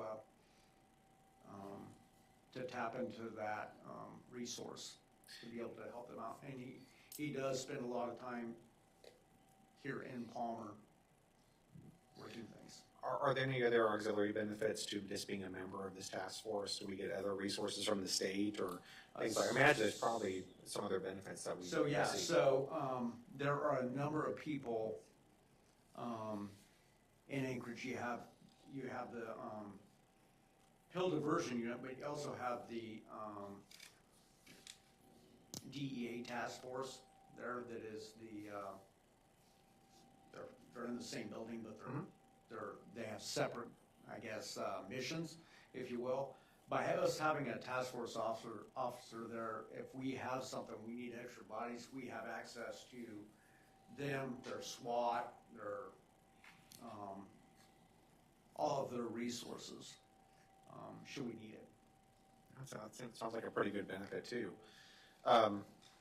So, and just lastly, just to reiterate, the reason why it wasn't on the budget, it was that just wasn't at your request. That was just because it was just kind of fell off. I'm just trying to figure out why. I don't know why it wasn't there. I wasn't told that it wasn't gonna be there. I Okay, found so you out was told. when you guys found out. Great, okay, thank you. Councilmember Hudson. Yes, thank you. This question is for you, Mr. Mayor. Were you aware of the budget being presented with the removal of this task force officer? No. You received it just when we all received it? Correct. Okay, and did you know of any conversations, or were you a part of any conversations where you overheard this being talked about as an option? Not that I recall, no. Okay, thank you. Thank you so much, Police Chief Dwayne, for being here. Thank you.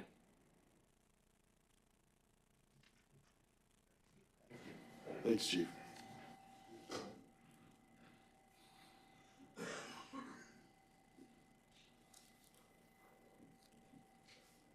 Do you have anything more on the budget?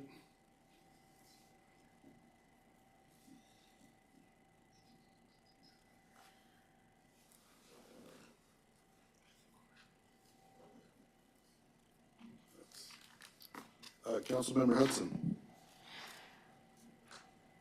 So my question is,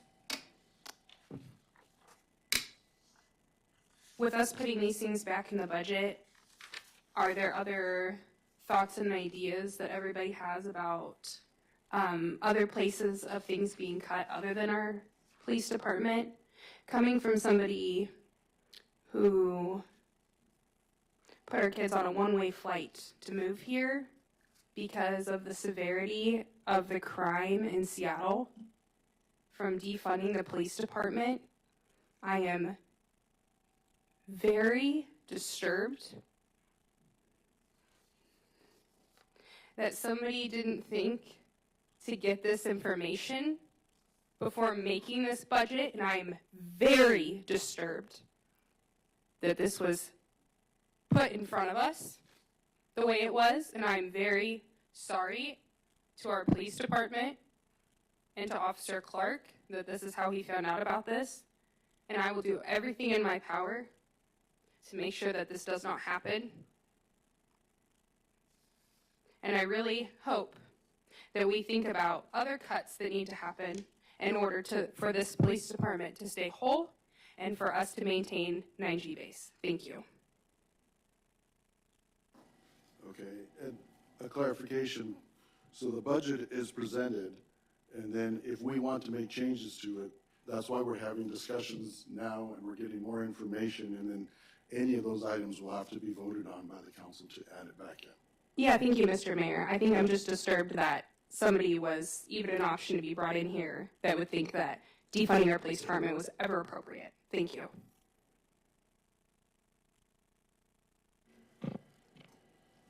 Councilmember Alcantara.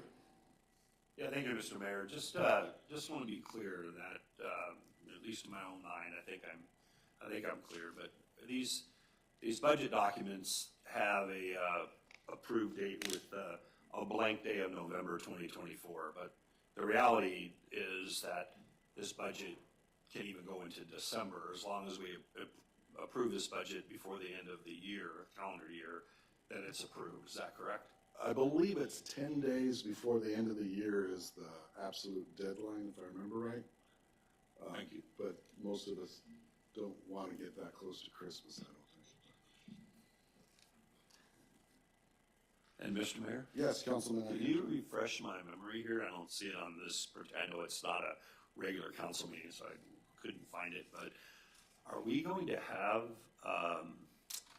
city council meetings on December 3rd and December 17th? Or am I just kind of imagining that?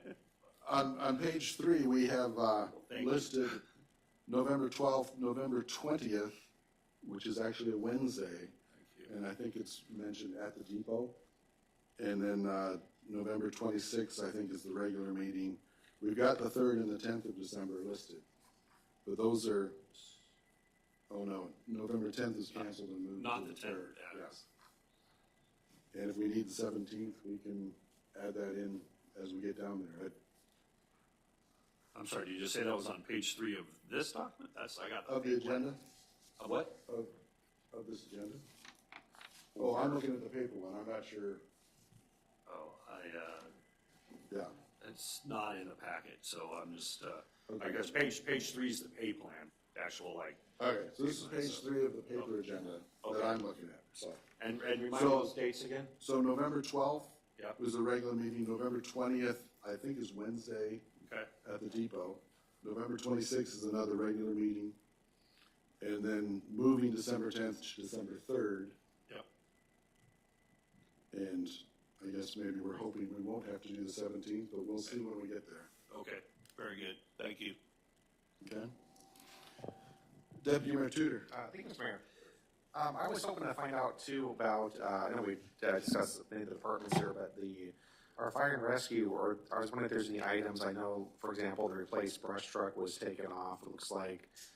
And I believe I saw there was also some hose items that were taken out that we typically do. I just wanted to see if those were things that our fire department needs to have, or if that's something that was just, Mr. want to see what Manager? the attitude of the fire department was. I have spoken to to Chief John, Chief Prevo, and we've gone over a few things that we'd like to be added back into the capital budget. And I can certainly mention those now. Sure. Thank you. Go ahead, sir. One item we'd like to see is $60,000 going for air packs. We're purchasing a new engine, a new city engine. It's already been purchased, coming up on the midway point for the build. Expecting to see that probably in the spring. And typically when we purchase a new fire engine, we also purchase part of the build price is the equipment to go along with the engine, and we purchase separately air packs to go along with it. So it's about $60,000 is what we're looking at for purchasing new packs for that. We've also gone over some operations budget items as well. And I can go over those maybe peripherally with you as well. Kind of looking at overtime training and some equipment to the total of about $63,000.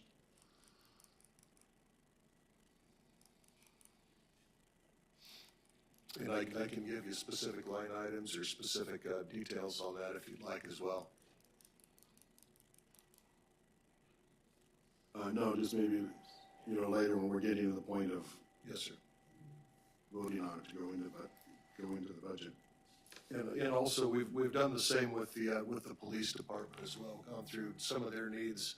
I don't know that I'm totally gonna be able, there was a fair amount that had come out of the budget, and I'm not sure, kind of looking at the budget as a whole and being able to give you a balanced budget, if I'd be able to put everything back in that was removed. But yeah, there was some equipment, had looked at some equipment totaling about $56,000 to go in. And there was some overtime that we were we were discussing about $40,000, but we hadn't discussed it actually putting that back in as well either. So that's kind of an ongoing discussion between Chief Shelton and I.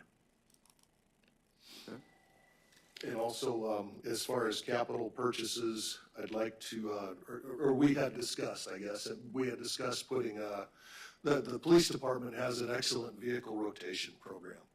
And I'd like to be able to continue that rather than bunch all our vehicle replacements up at one time.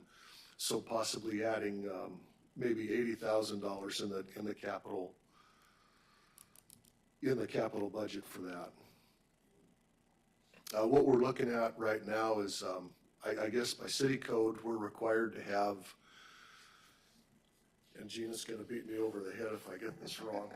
It's the fund balance, the beginning of the year fund balance, where we allocate 10% of that for capital items.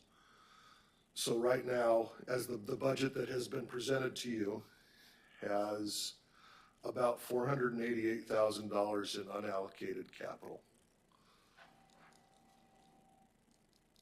And we could leave that as unallocated capital. The way that I would like to look at that is you're working with an interim city manager right now, and you're going to get when a full-time manager comes in, I would like not to tie the hands of that manager being able to make capital purchases, giving flexibility. We're also, as we discussed at the beginning of the meeting, we're building a library, and we're going to spend a lot building a library. If we spend, like Councilmember Alcantara had said at the outset of the meeting, if we're spending, we'll say roughly, I'll say $7,500,000. Our average debt payment on a 20-year repayment plan is going to be $579,000 annually. That we're looking right now at a budget surplus that's been delivered to you of about $1.3 million, just shy of $1.3 million. That $579,000 will come out of that budget surplus. So just keep in mind what we're putting back into the budget this year is not necessarily going to be able to what we're going to be able to put back in the budget for subsequent years. And this unallocated capital can be allocated however you wish. So that those were a few suggestions I've gone through with the department heads and made, and just try to move us forward into 2025. Councilmember Alcantara. Yeah, thank you, Mr. Mayor. Thank you, John. Seem to have access to some numbers over there, so I'd say access to what exactly do we have in our savings account at this point in time? I don't have it in front of me, but I'm somewhere between $9 and $11 million. I don't have that number in front of me right now, but I can get back to you on that.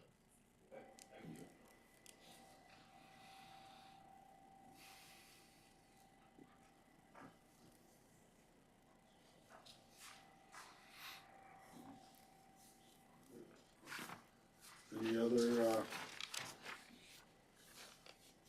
items on the budget? Councilmember Anzalati. Thank you, Mr. Mayor. So under the General Capital Projects Fund, the 2025 proposed budget for all of those is $0. I think that Jelly's plan with that was because we were putting all that money toward the library. Is that correct?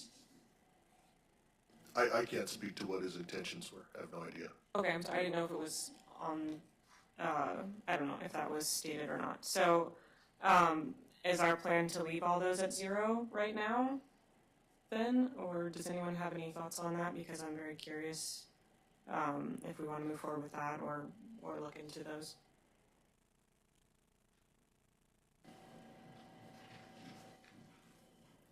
Deputy Mayor Tudor. Very question. My understanding from what the interim city manager said is that they're going to look at what they can put back into that fund. So it's not necessarily we're going to leave it as is, but we're trying to determine from, and I don't want to put words in your mouth, we'll work with the department heads and find out what we can put back in the budget. Okay, thank you.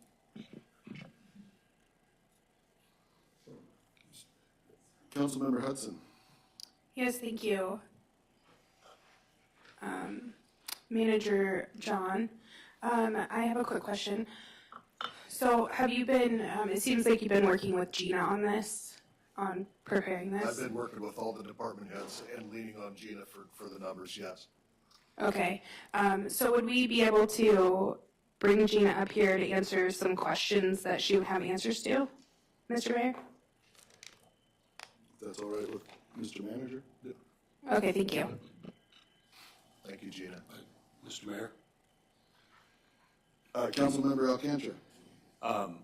While Gina's coming up, this could be part of the first question, but I know the old adage, you don't ask a question unless you already know the answer, and I honestly didn't know the answer, but I found the answer, and unfortunately for me, it's closer to 9 than 11, but the unassigned fund balance as of July 1st was $9,790,311. But I do want to say that being the eternal optimist that I am, I'm hoping for a good Christmas season, push us over the $10 million mark, and then we'll be on our way to the 11.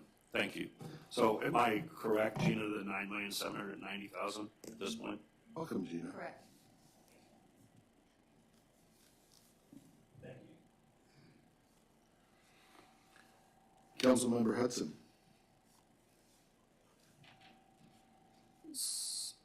So can I ask you what the savings can be used for? The what? The savings that John just mentioned, what is that allowed to be used for the city? The unassigned fund balance.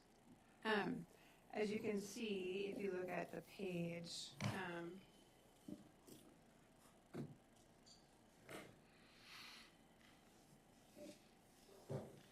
if you look at page 11 of your budget book, you can see that it's been used in the past for capital projects. And it's, I mean, council can use it. It can be used for anything. It's a good idea to keep a little bit on hand just for emergency purposes down the road in case a catastrophe happens and we don't have sales tax coming in or property taxes coming in and the city has to float for a while. I remember the auditor mentioned, it's good to have about 5 months. What would 5 months? $6,316,000.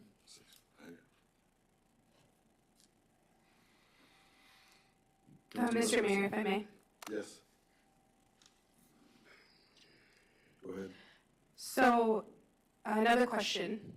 When this budget was presented to us, if we had this excess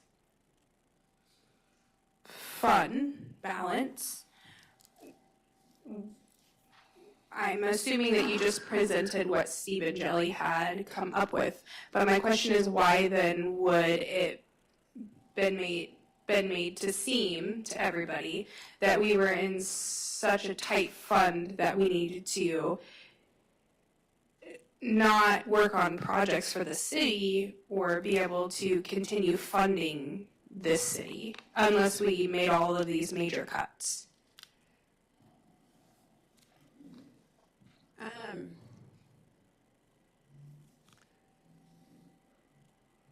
What was being looked at when this budget was put together was future budgets.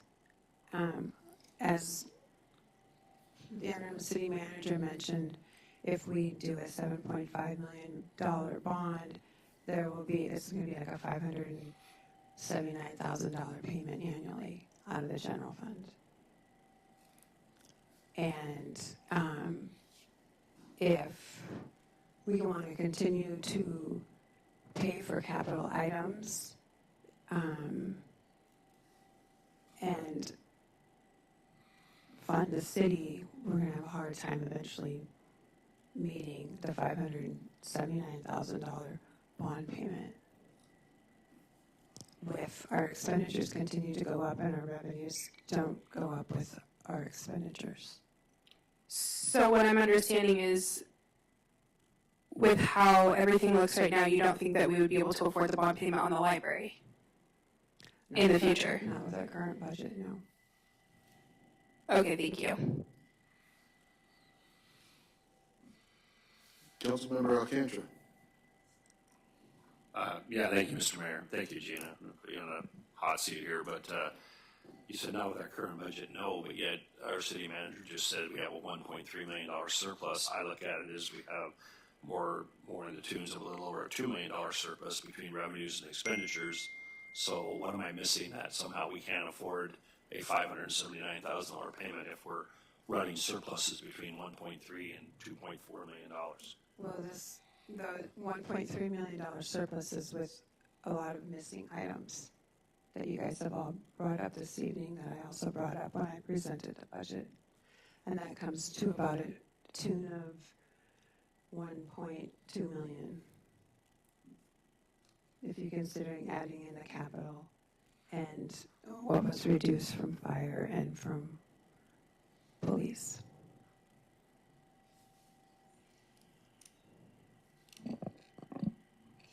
Follow up? Go ahead, Councilmember Alcantara. Thank you, Mr. Mayor.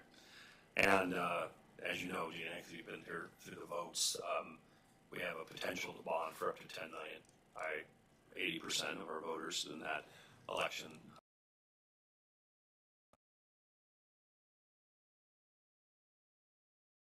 nicety of thinking we can do it all with sales taxes and property taxes that already exist. But if we have to go out and pay for our library via that, that's what we do, right? That's why we passed that bond proposition. Correct, but then we have bond payments. Mr. Mayor. Yes, Councilmember Anzalati. Thank you, Mr. Mayor. Just along the same lines of Councilman Alcantara's thoughts, the library, so we already have the $5 million from the state, and then we have, let's say we only get $3 million from the insurance. That leaves $8 million left that we'd have to pay paid by bonds, but that's not including the possibility of grants or other funds that we can apply for. So not that I think this isn't worth being careful about, just to fellow council members, but I would also just keep in mind that there are other entities that are probably willing to help pay for something like a library, and I think, like I said, it's worth being concerned about and keeping an eye on, but I'm not worried at this point at our budget and what the bond looks like and may turn out to be. Mr. Mayor, if I may. Yes, Councilmember Hudson. So, I have a question for Council Member Alcantara. So, from what you're seeing in the budget, do you would you then feel concerned at all about adding back in our, dispatch and officers and whatnot that are being cut out of the budget then, with what you're seeing? Mr. Mayor? Yes, Councilmember Alcantara. Thank you, Mr. Mayor. No, I would not have any issue with it. And in spite the narrative that's been played out in the press by our 52-day city manager on our current one, there are cities all across America, and certainly even in Alaska, many that would love to have Palmer's budget situation. So this doom and gloom, Palmer's on the verge of bankruptcy, and I have to come in and slash and burn to save it. That may have been the case in Ogdensburg. That may have been the case in other places. That's not the case here. I've sat through three presentations from Joy, who does our audit, and have heard numerous times like, hey, do you want to keep 3, 4, 5, 6 months in abeyance? We have over 7 right now. And I apologize to use the word savings, unassigned fund balance. Effectively, distinction without a difference. But it's money we have that we can spend on anything we deem fit, and many, many cities would love to have 7+ months of unassigned fund balance, and not just in Alaska, but all across the United States. Thank you so much. Any other questions for Gina, since she's here?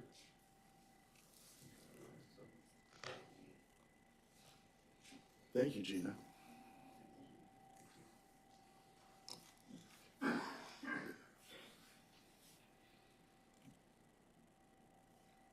Any other budget items for tonight? Should we continue on to the meeting? All right, we'll go ahead and come out of committee of the whole. And we have audience participation. Please sign in, state your name, and 3 minutes per person. I guess I have a list here. Brad Daggett.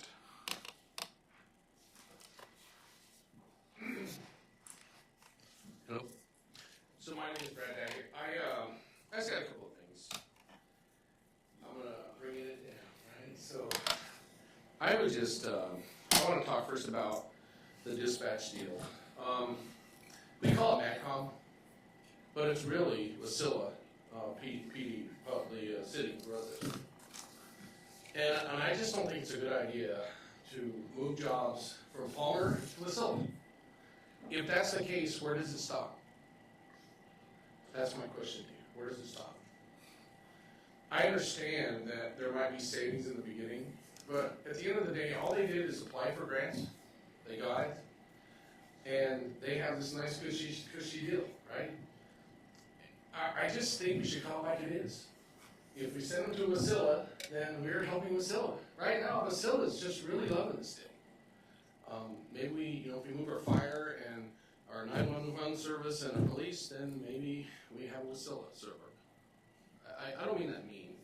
I'm just saying, guys, that, we can make it MATCOM, because that sounds really great, but it's Wasilla City that's running this deal. I mean, we're friending out our people. Second, I have an ask. I would ask that you guys give each other the common respect that we would expect from everything else.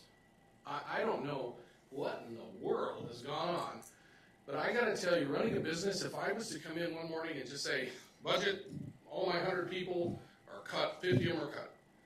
And then the guy leaves, and then the manager leaves, and we present another one with them still 50 cut, how would you feel if you were the employees of that?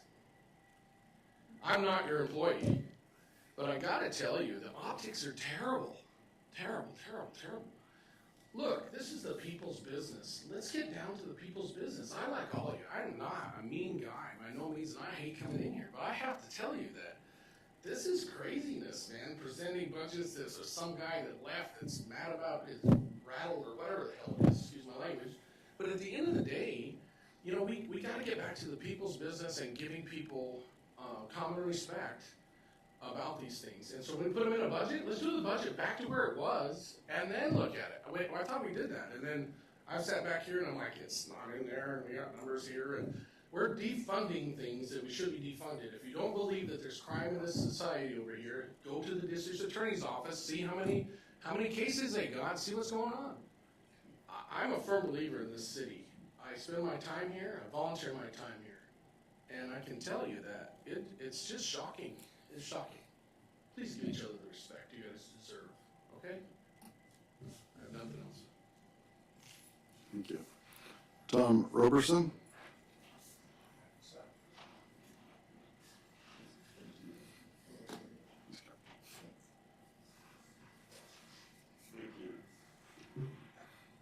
I'm Tom Robertson, and I've been trying for 5 months to get an emergency fill station at the construction site of mile 37 of the Glen Highway. Basically what I've been asking for is a letter of support from the city of Palmer to get all the mess was a gravel pad, probably 100 feet, 150 feet long, maybe 150 feet deep. So 2 fire trucks can pull off the highway, not sit along the shoulder, but pull completely off the highway, fill up at a hydrant there and leave. That's it. That's all I want, just a gravel pad. I've been working on this, it keeps falling on deaf ears. I mean, the state's willing to do it. They were just been waiting for something from the city of Palmer, and I don't know that a letter of support's ever gone out from the city of Palmer to the state or the borough, for that matter. The emergency manager for the borough keeps saying, oh, it's not our jurisdiction. But anyways, so here we are, the state's paying on the highway now, and well, I don't know about the winter time, but anyways, that would be helpful to get a letter of support from the city.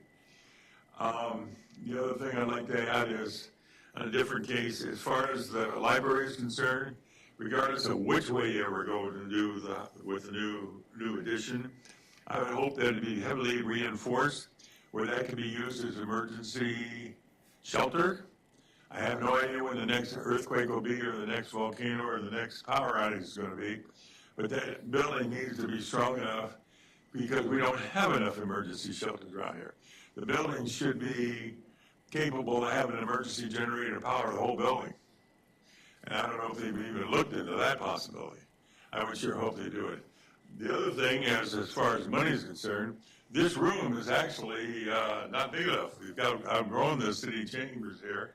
I would hope when they make a new building, if they had to make it large enough where not only the city council can meet, but they could rent it out to other functions as well. Appreciate your help. My telephone number is 907-775-7325.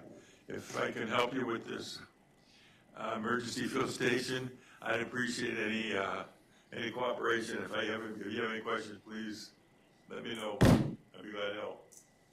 Thank you. Thanks. Jackie, go for it.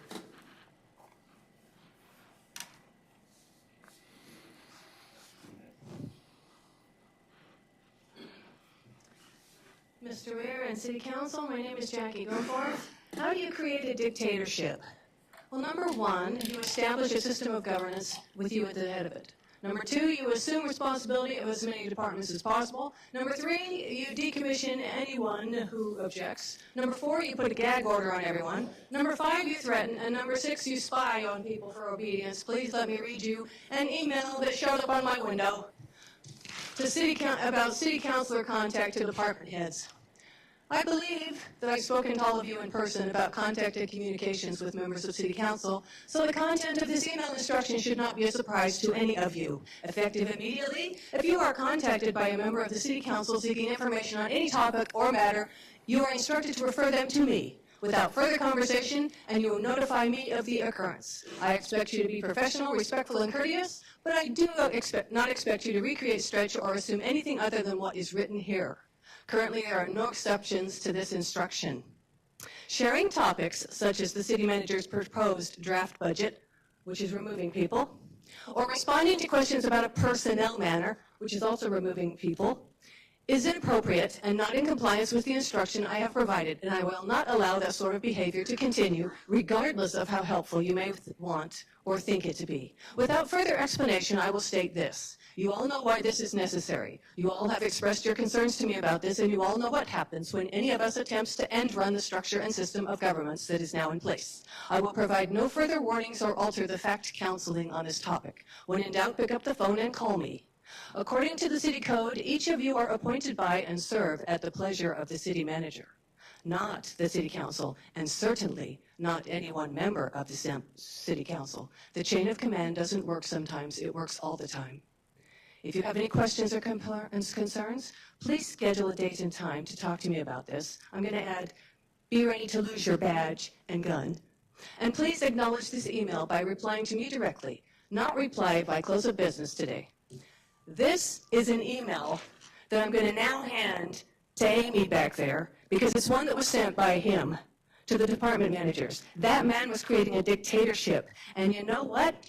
The mayor knew about Mr. Shelton's proposed changes to the library, and the mayor knew about the Jelly's proposed changes, and the mayor knew about Shelton being removed from his position before that council meeting started. You brought that man up here, and you allowed this without stopping him or putting up any gateways of any kind. Any kind. Recalling you is almost too good. Please resign. We don't need that many for a recall this time. And you're not the only one. I would like to add Best and Cooper to this, and I assume shortly we can. Thank you.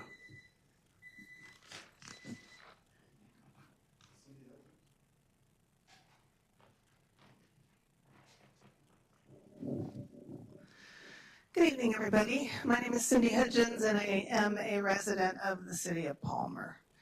And these cuts to our emergency services would affect me. Should I need a police officer? Should I have a fire at my house? Heaven forbid.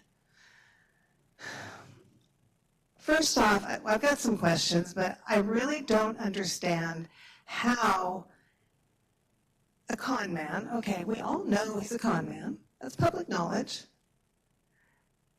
could be gone, and he is still affecting everything.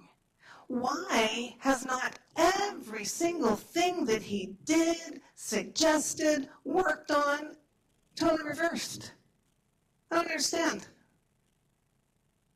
He's a con man.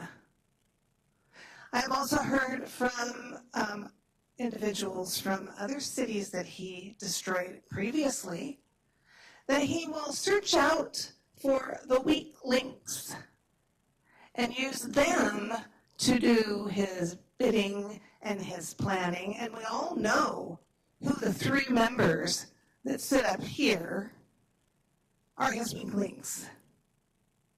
And when I heard that offices for Best and Cooper had been added to the library, give me a break.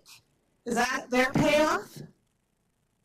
Why do city council members need their own private offices? Are you really full-time employees that you go to an office every day? No, I don't think so. So I won't mention who the weak links are because we all know already. We all know this library is extravagant. I know Councilmember Alcantara tried to assure me about the budget and that we can afford this, but I'm concerned. I'm concerned about what it might do to Palmer residents, to their city taxes. I don't want to pay for that monstrosity. And I'm sure there are many people that don't. A lot of the citizens that pushed for this extravagant library don't even live in the city limits. And where are they now from our meetings? They only showed up when they were pushing for this library. It's the only time they were here. So I had something really hit me with the testimony from the architect on the library. When he was first questioned about this addition that Jelly made, he stated, and this I'm sure could be found if you went back once it's posted, he stated that Jelly told him not to tell anybody about the offices, but then he changed his story when he was questioned by Councilmember Anzaletti. Thank you. Is there anyone else for audience participation? Chief. My name is John Kriegel. I'm the acting chief of Palmer Fire and Rescue. First off, I love how passionate you guys are about our police department. I love those guys too. Been working with them for 27 years. I just want you guys to remember that there's other departments that have their budgets significantly slashed, mine included. So I'm hoping that you guys will look into that as well. I 100% want 9G Base to stay. I want our Opioid Task Force officer to stay. But there's some things that other department needs to stay as well. So please.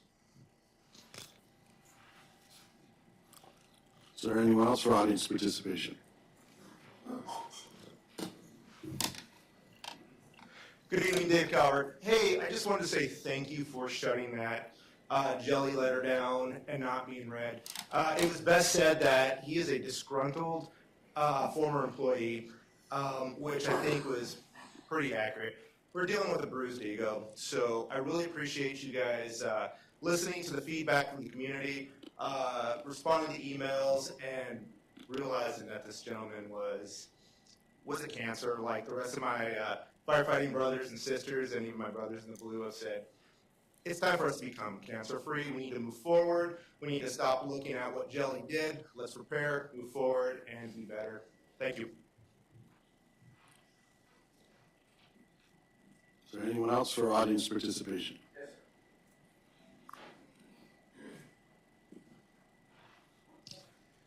So, Luke Zipsky, I'm with the the police department. I was with the fire department a long time ago, and John brings up a good point. Everyone in the city, we've talked a lot about things, capital projects and things that we want, the library. I just want you to remember the people. Those 3 positions that we're talking about, we're not adding them, we're just making ourselves whole, right? We have 6 dispatchers plus a supervisor, that's what makes our dispatch whole. So we're just making sure that that happens. That's what we want. We're not adding new positions, we're just making ourselves back to what we were. Furthermore, you mentioned the COLA, right? And I talked to you guys last week about this. Keeping people here in the city is a huge thing for us to be able to do. We have to keep the people that we have. We can't keep losing the institutional knowledge that we have. It's going to go out the door, and then we're going to have people here that just don't have the experience, right? We're going to lose them to all those other places around us. So that's just important. I want you guys to remember that. The 2.5% is just keeping us with the national average. By no means, like wastewater was talking about last week, guy making 25 here, making 40 the next day at the next place. That's not going to make up for that, but it's going to help us just trying to stay afloat. Thanks.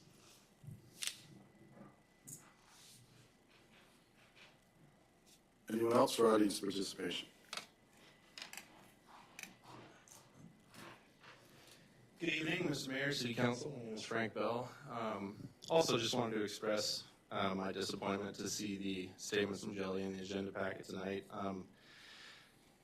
As a lot of people already mentioned, he's simply a citizen now, and I think it's a little ridiculous to put that in there, especially since he's lied and contradicted himself in so many public statements since his departure. I just don't see how anyone could feel that anything he has to say now is valid in any way. But I think we've all expressed that enough. Just a couple quick notes in my thinking on the budget. As far as the library impairments, I agree with John in looking at our budget, and I've looked at a lot of budgets running a company in my time. John is correct in that a lot of cities would dream to have what we have from a financial standpoint here in Palmer. Not worried in the slightest about the bond payments on the library for a few reasons that weren't mentioned tonight. Number one, as I mentioned last week, the $146,000 we currently pay to rent temporary library space will be gone once the library is bonded and built.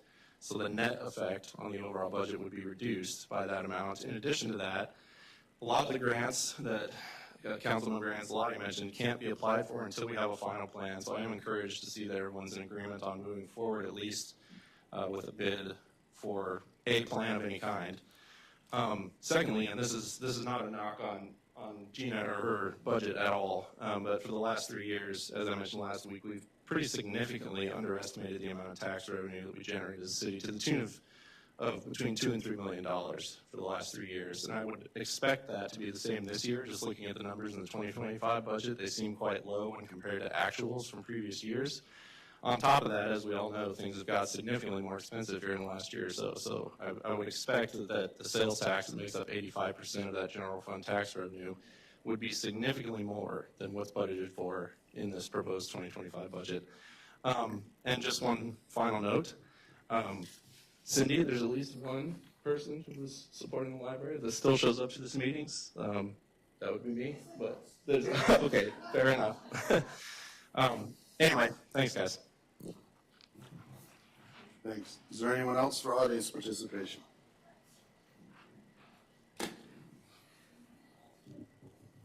Dwayne Shelton, I live in the Palmer, city of Palmer.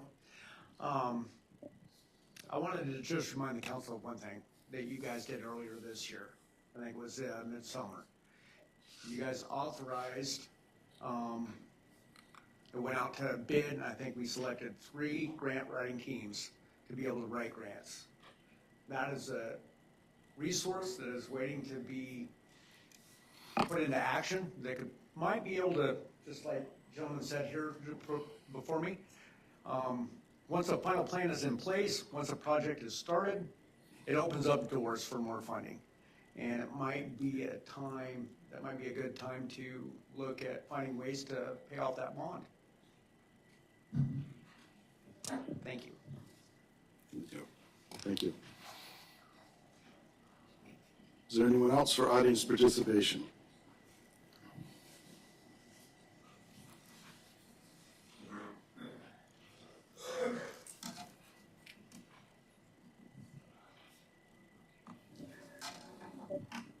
Thank you, Mr. Mayor, members of council. First, I'd like to thank you all for what I thought was a pretty thorough discussion about the library. I know that there were a couple that had obviously done homework, walked through with a series of questions, and were focused on what do we do next? What do we do? Because I could see that it would be possible you'd finish up this meeting and no decision would have been made except to think more or talk more about it. I thought Mr. Wolf, who is an eminent architect, you just have to look at the many buildings he's been associated with and their success, presented the case. And he did it in his self-effacing way. He said, okay, you get to choose. He'll do, but you need to have some instruction to him. And I think you did that.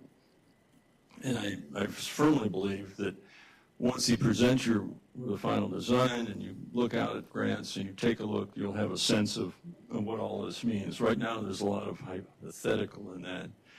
I'd also like to draw your attention to the history of the city of Palmer. I've known 6 different city managers over time. They've come and they've gone and they've revolved around one issue in particular, among others, that fascinates me, and that's the issue of strategic planning. Strategic planning, looking beyond the issue that pops up in front, got this one here now, that one there, that actually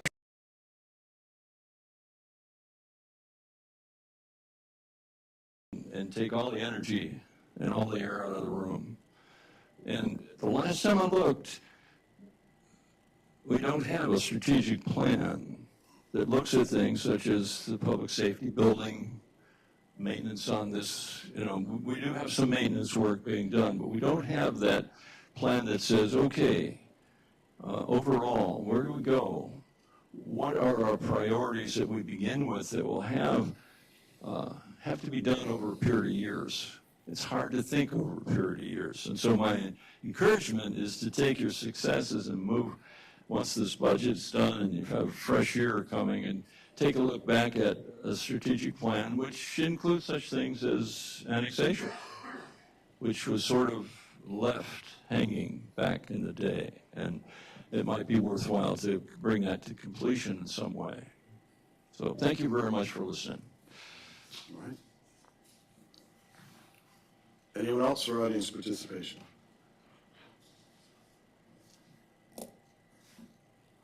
Okay. We'll close audience participation. Council member comments. Council member Cooper, I think you're in a different time zone. You want to start? Sure, thank you. As you know, I'm on the board of directors for the Alaska Municipal League, and I received an email from the executive director, and it involves potentially a grant that we can get from, it's called the Energy Efficiency and Conservation Block Grant Program, and there's $750,000 or so of formula funding that's unclaimed, and there's 5 cities throughout the state that belong to AML that have not applied, and Palmer is one of those. And I was just kind of wondering whether or not Gina and or John have been in contact, or has AML been in contact with them regarding this grant. I think it might be worthwhile to look into seeing whether or not we can get any of that money. Unfortunately, the October 31st is the deadline, but I would hope and recommend that Gina and John will get a hold of Nils, who is the executive director for AML, and ask about this grant. Thank you.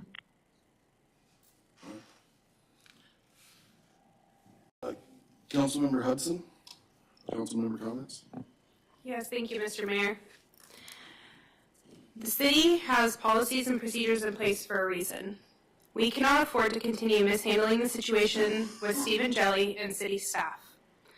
Allowing unqualified people without proper clearance to handle such sensitive documents is a miscarriage of justice. We all know biases exist on the council and in private life as well. Since Jelly's quote-unquote resignation, the laptop has been treated with the highest level of respect, kept in an evidence locker. I am deeply disturbed to find out that emails and documents are flying around this city hall without the same respect given to those documents.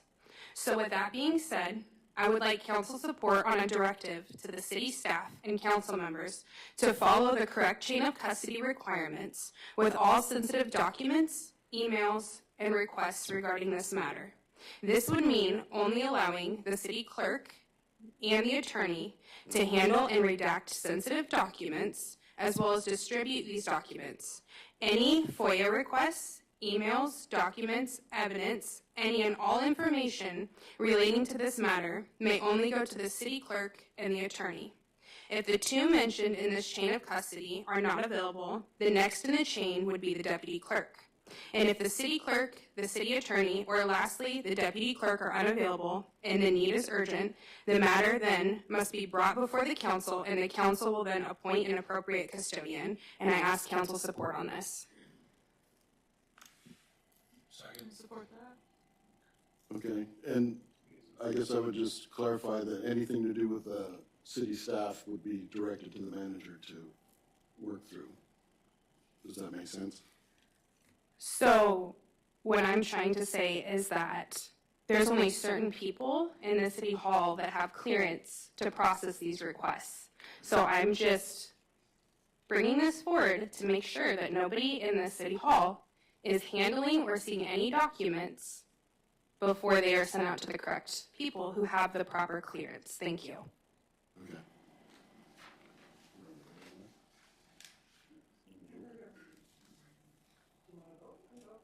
Okay. All right. You guys want to go ahead and vote on that? I think there was a second for it. Okay, Madam Clerk, if you call the roll. Okay. Deputy Mayor Teeter, Yes. Councilmember Cooper, Yes. Councilmember Angelotti, Yes. Mayor Carrington, Yes. Councilmember Hudson, Yes. Councilmember Alcantara. Yes. Okay. Mr. Mayor, if I may. Yes, continue. In my opinion, the definition of consultation has now been mishandled by our mayor and our city clerk. The definition of a consultation is the act of exchanging information and opinions about something to reach a better understanding of it. The mayor and the clerk have usurped their authority and manipulated the manager into publishing whatever the mayor pleases.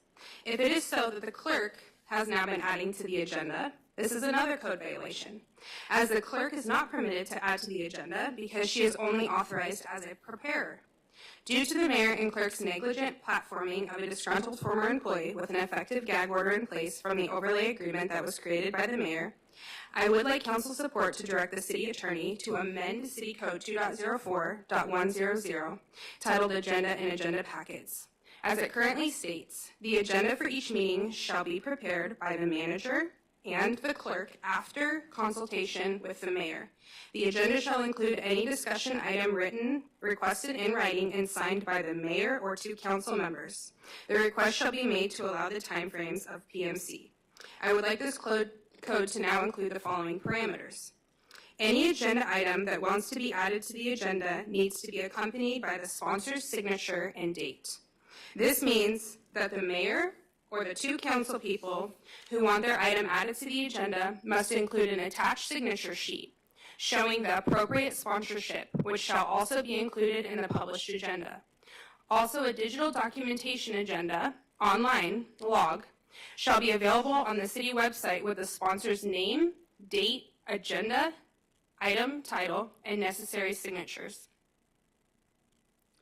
Additionally, Mr. Mayor. So. Oh, go ahead. Okay, so you're. I'm asking. To direct the yes. attorney to prepare yes. legislation to come to us. Yes, okay. and I would like council support on that.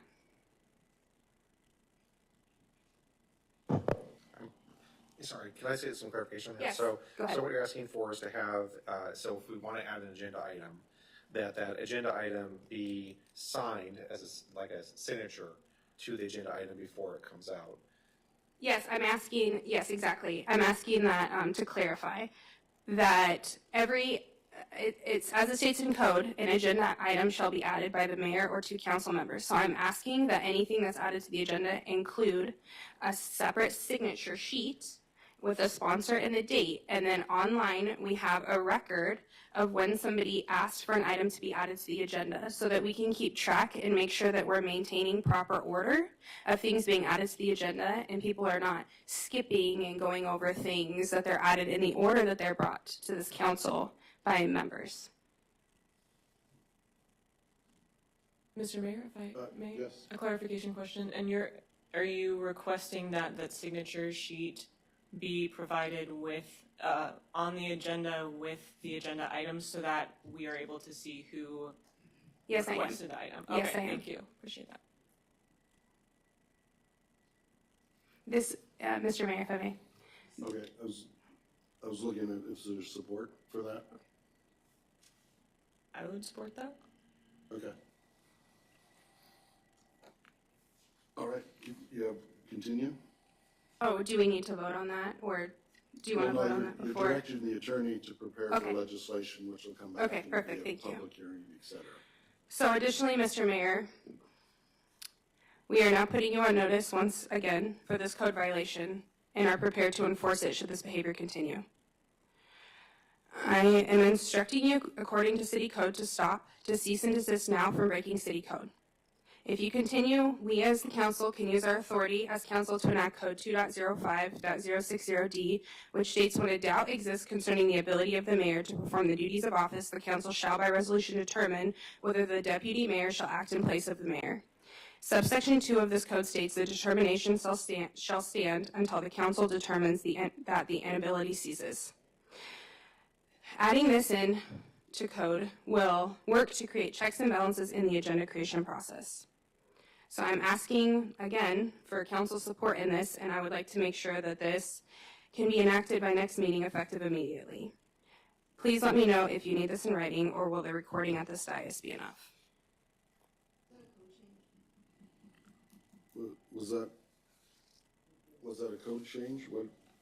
Yes, in the beginning I asked for the code to include the following parameters, which I read, and I asked for the code to be amended, and then I asked for council support. Legislation has to be brought forth. Legislation has to be brought forth by the attorney to change the code, because it's changed the dice. If I may, Mr. Mayor. Sure. I think what the clerk is trying to say is that you requested that the code be changed, and so that has to be an option for that has to be brought forth by the attorney before we can vote on it, and so it won't be able to be in code by next meeting. But okay, go ahead.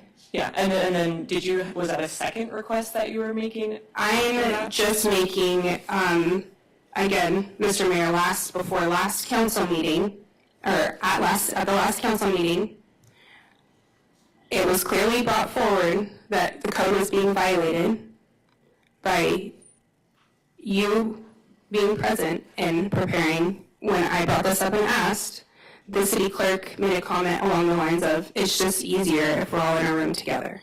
You were to be consulted by the city clerk and the city manager. They are preparers of the agenda. They also don't choose what goes in the agenda. What goes in the agenda is a document that is brought forward by the mayor or 2 council members, signed by those 2 council members or the mayor. So how things are coming into our agenda that were not approved by the mayor or 2 council members is breaking city code. And I'm asking that it stop now. Thank you. Okay. And Mr. Mayor, if I also may add, Continue. In closing, we as the council are allowed to discuss what actions Jelly took that were illegal and how we will handle it going forward. His overlay agreement is a one-way agreement. The only stipulation we have is how we respond when future employees contact us. It has been made very clear that the mayor has made a decision to align himself with the previous city manager, even though his role and oath is to the city and the citizenry. We hope to ensure the integrity of the agendas discussed at these meetings by not allowing members to influence the process outlined in city code through misinterpretation or malfeasance. I raised this issue, like I mentioned, in the last city meeting we held, and already this process has been contorted into some sort of character execution of the council by a former employee through the mayor and the clerk. I also would like to ask a rhetorical question. Why were the council members not given a final copy of the overlay agreement? I found several discrepancies from the one that was posted online, and although some may call them minuscule, it is unethical to change a document in any way that has been submitted to this council and agreed upon. Furthermore, I would like to acknowledge and apologize for the part I played in the acceptance of this agreement. It should never have been created and only received my vote because of the extreme circumstances and duress that I was placed under. I would like to partner and trust with the community that I will continue to stand for truth and transparency in every matter brought before the city. I have contacted the attorney in Ketchikan, who has informed me that I am to talk to Benji because she has the answers to my questions. I then emailed those questions to that city attorney, or to the attorney in Ketchikan, who has not emailed me back. Benji thoughtfully and kindly sent the email of those questions to the mayor. I have yet to get answers to. As my favorite author and creator says, take no part in the worthless deeds of evil and darkness, instead expose them. It is shameful even to talk about the things that these people do in secret. But their evil intentions will be exposed when the light shines on them, for the light makes everything visible. Thank you. Deputy Mayor Tudor. Council comments? Thank you, Mr. Mayor. Well, this last couple days ago was Trick or Treat Street. That was an amazing event. I just cannot believe. I think we had 56 businesses that participated, which was amazing. And I just want to highlight how important this stuff is, because those types of events draw people to Palmer. And those people will see our community and go, man, this is an amazing place to live, as we all know. And it's so critical. And I just want to give a big shout out to our Chamber of Commerce for putting that on. It's a big effort to put on Trick or Treat Street and all the events they do. So I just had to say something about that it was such an amazing event. And City Hall, I don't know if anyone got to go through City Hall, it was downright kind of spooky. And then we had, I took my kids down to go see an active body, and it was pretty creepy down there. So it was really, really amazing event. And just also, thank you so much I noticed the roads are getting plowed already. And I just want to say how grateful I am to our city department for that. Public Works is doing an amazing job. And just a reminder for everyone, please unplug your hose bibs from your house. If you're outside hose bibs, they will freeze and you have a bunch of water damage. Just a little reminder, just make sure to unplug them. Thank you. Councilmember Anzalati. Can I have someone else go first, please? Thank you. What's that? You want Alcantara to go first? Okay. Councilmember Alcantara. Well, thank you. Thank you, Mr. Mayor. Good budget discussion tonight, and a good library discussion. Certainly appreciate that. It's time to heal. I hope, as I say many times, we can put some things in the rearview mirror and start looking through the windshield and moving forward, moving this great city of ours forward. I'm glad Deputy Mayor brought it back to some great events here in the city. Certainly like to welcome back good Chief Shelton. Nice to see you here and also testifying and presenting to us. I really appreciate that. I want to thank Gary Wolf. You put in a really difficult position. He didn't deserve that, but he's the head that wears the crown, and when you're the boss of a great business like he has, then he has to come and let us know what transpired. So I thank Gary for being here tonight and making it work. I guess the biggest thing I'd say is that as we continue with this budget discussion that may finish by November 26th or December 3rd or sometime like that, I hope we listen to the public and say, and hear what they say. What I hear is, be cognizant of public safety. We're fire and police. We're not a place that tears apart our fire and police. And that may have been the case in other places where our former city manager was at, but that's not the case here. We want to make sure that people are protected, that they get, when they call 911, they get folks there quickly. And many public members have testified that happens here in Palmer. It doesn't happen everywhere, but it happens here. So I hope we listen to the public as we delicately balance revenue versus needs and revenue versus wants. A lot of things the public addressed tonight are needs. Unfortunately, I hate to remind for I think the 5th time, I'll be gone on November 12th. I'll actually be returning on a flight, so I'll be up in the air and unable to call in. And I sure hate to miss any city council meeting because there's important things, delicate things, and things that if you have any possibility shouldn't be missed. So again, I'll be gone the 12th, and I wish everybody a good couple of weeks, and see you back here when I see you again. Thank you. Councilmember Anzalati. Thank you, Mr. Mayor. First, just to clarify, these tentative future city council meetings, that's all correct? Is that right? Right. On the bottom of the agenda? Okay, thanks.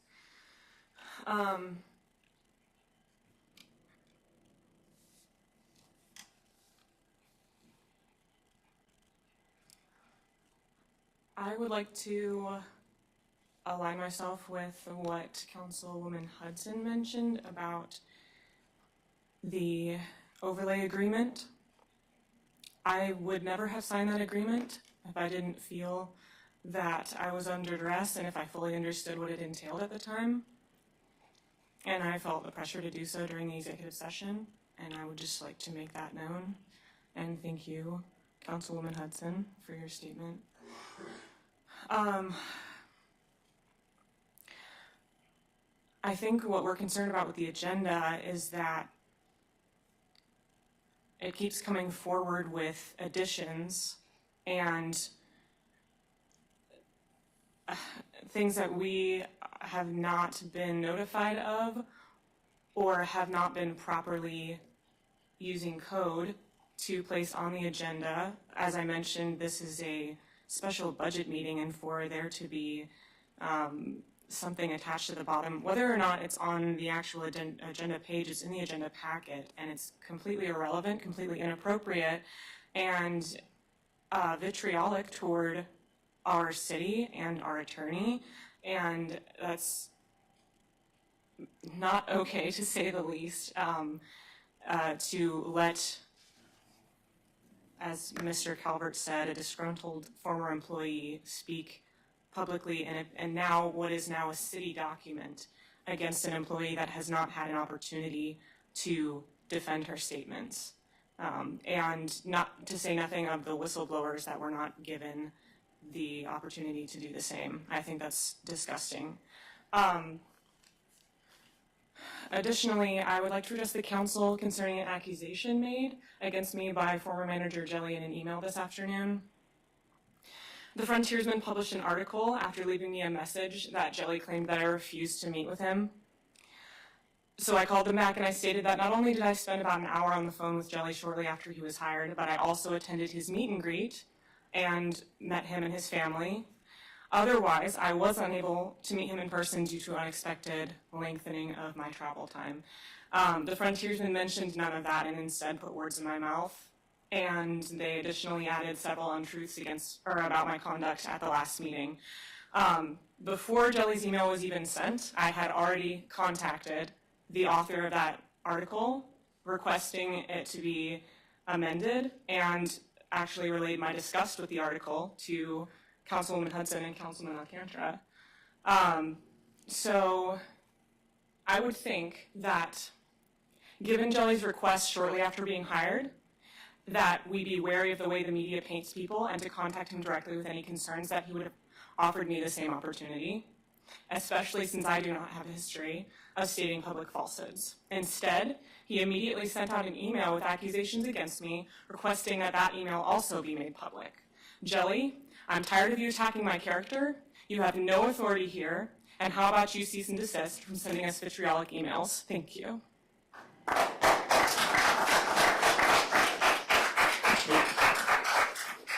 Mr. Mayor. Councilmember Alcantara. Just want to make certain, as we said earlier tonight, that anything that Stephen Jelly has produced to go forward is taken off our websites, is not part of a packet that anybody can see in the future. And I think that was pretty clear when we passed the agenda tonight. I just want to make certain that, I know it's, trying to put toothpaste back in the tube, but the reality is, the reason we didn't approve that agenda with it is we don't want that to be part of any Palmer record going forward. That should be scrubbed from our website, and the damage that's been done is the damage that's been done, but let's not allow it to be out there, and especially the latest email. Thank you, and I'm sorry for what you had to go through. Okay. And I guess I'll have some comments. I think it was mentioned about trying to figure out what the mayor's agenda was about the library, so I'll give you a little bit of history.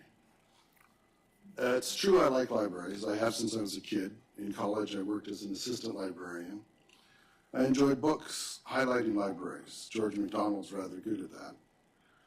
Later, I found a library degree program. While I was taking classes, I'd go to librarians and ask questions about procedures and policies about what I was learning in class and compare it to what actual libraries did. To learn more about libraries, I volunteered and served on the Matsu Library Board. I served a couple of years, and then I ran for city council. Ran in 96 and 97. I lost in 2000. Ran again in 01 and won.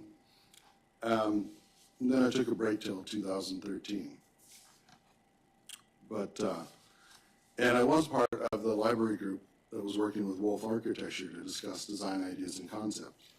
But after a while, I asked then Deputy Mayor Anzalotti to sub for me there, because I realized it wasn't just about my ideas, but about others in the community as well.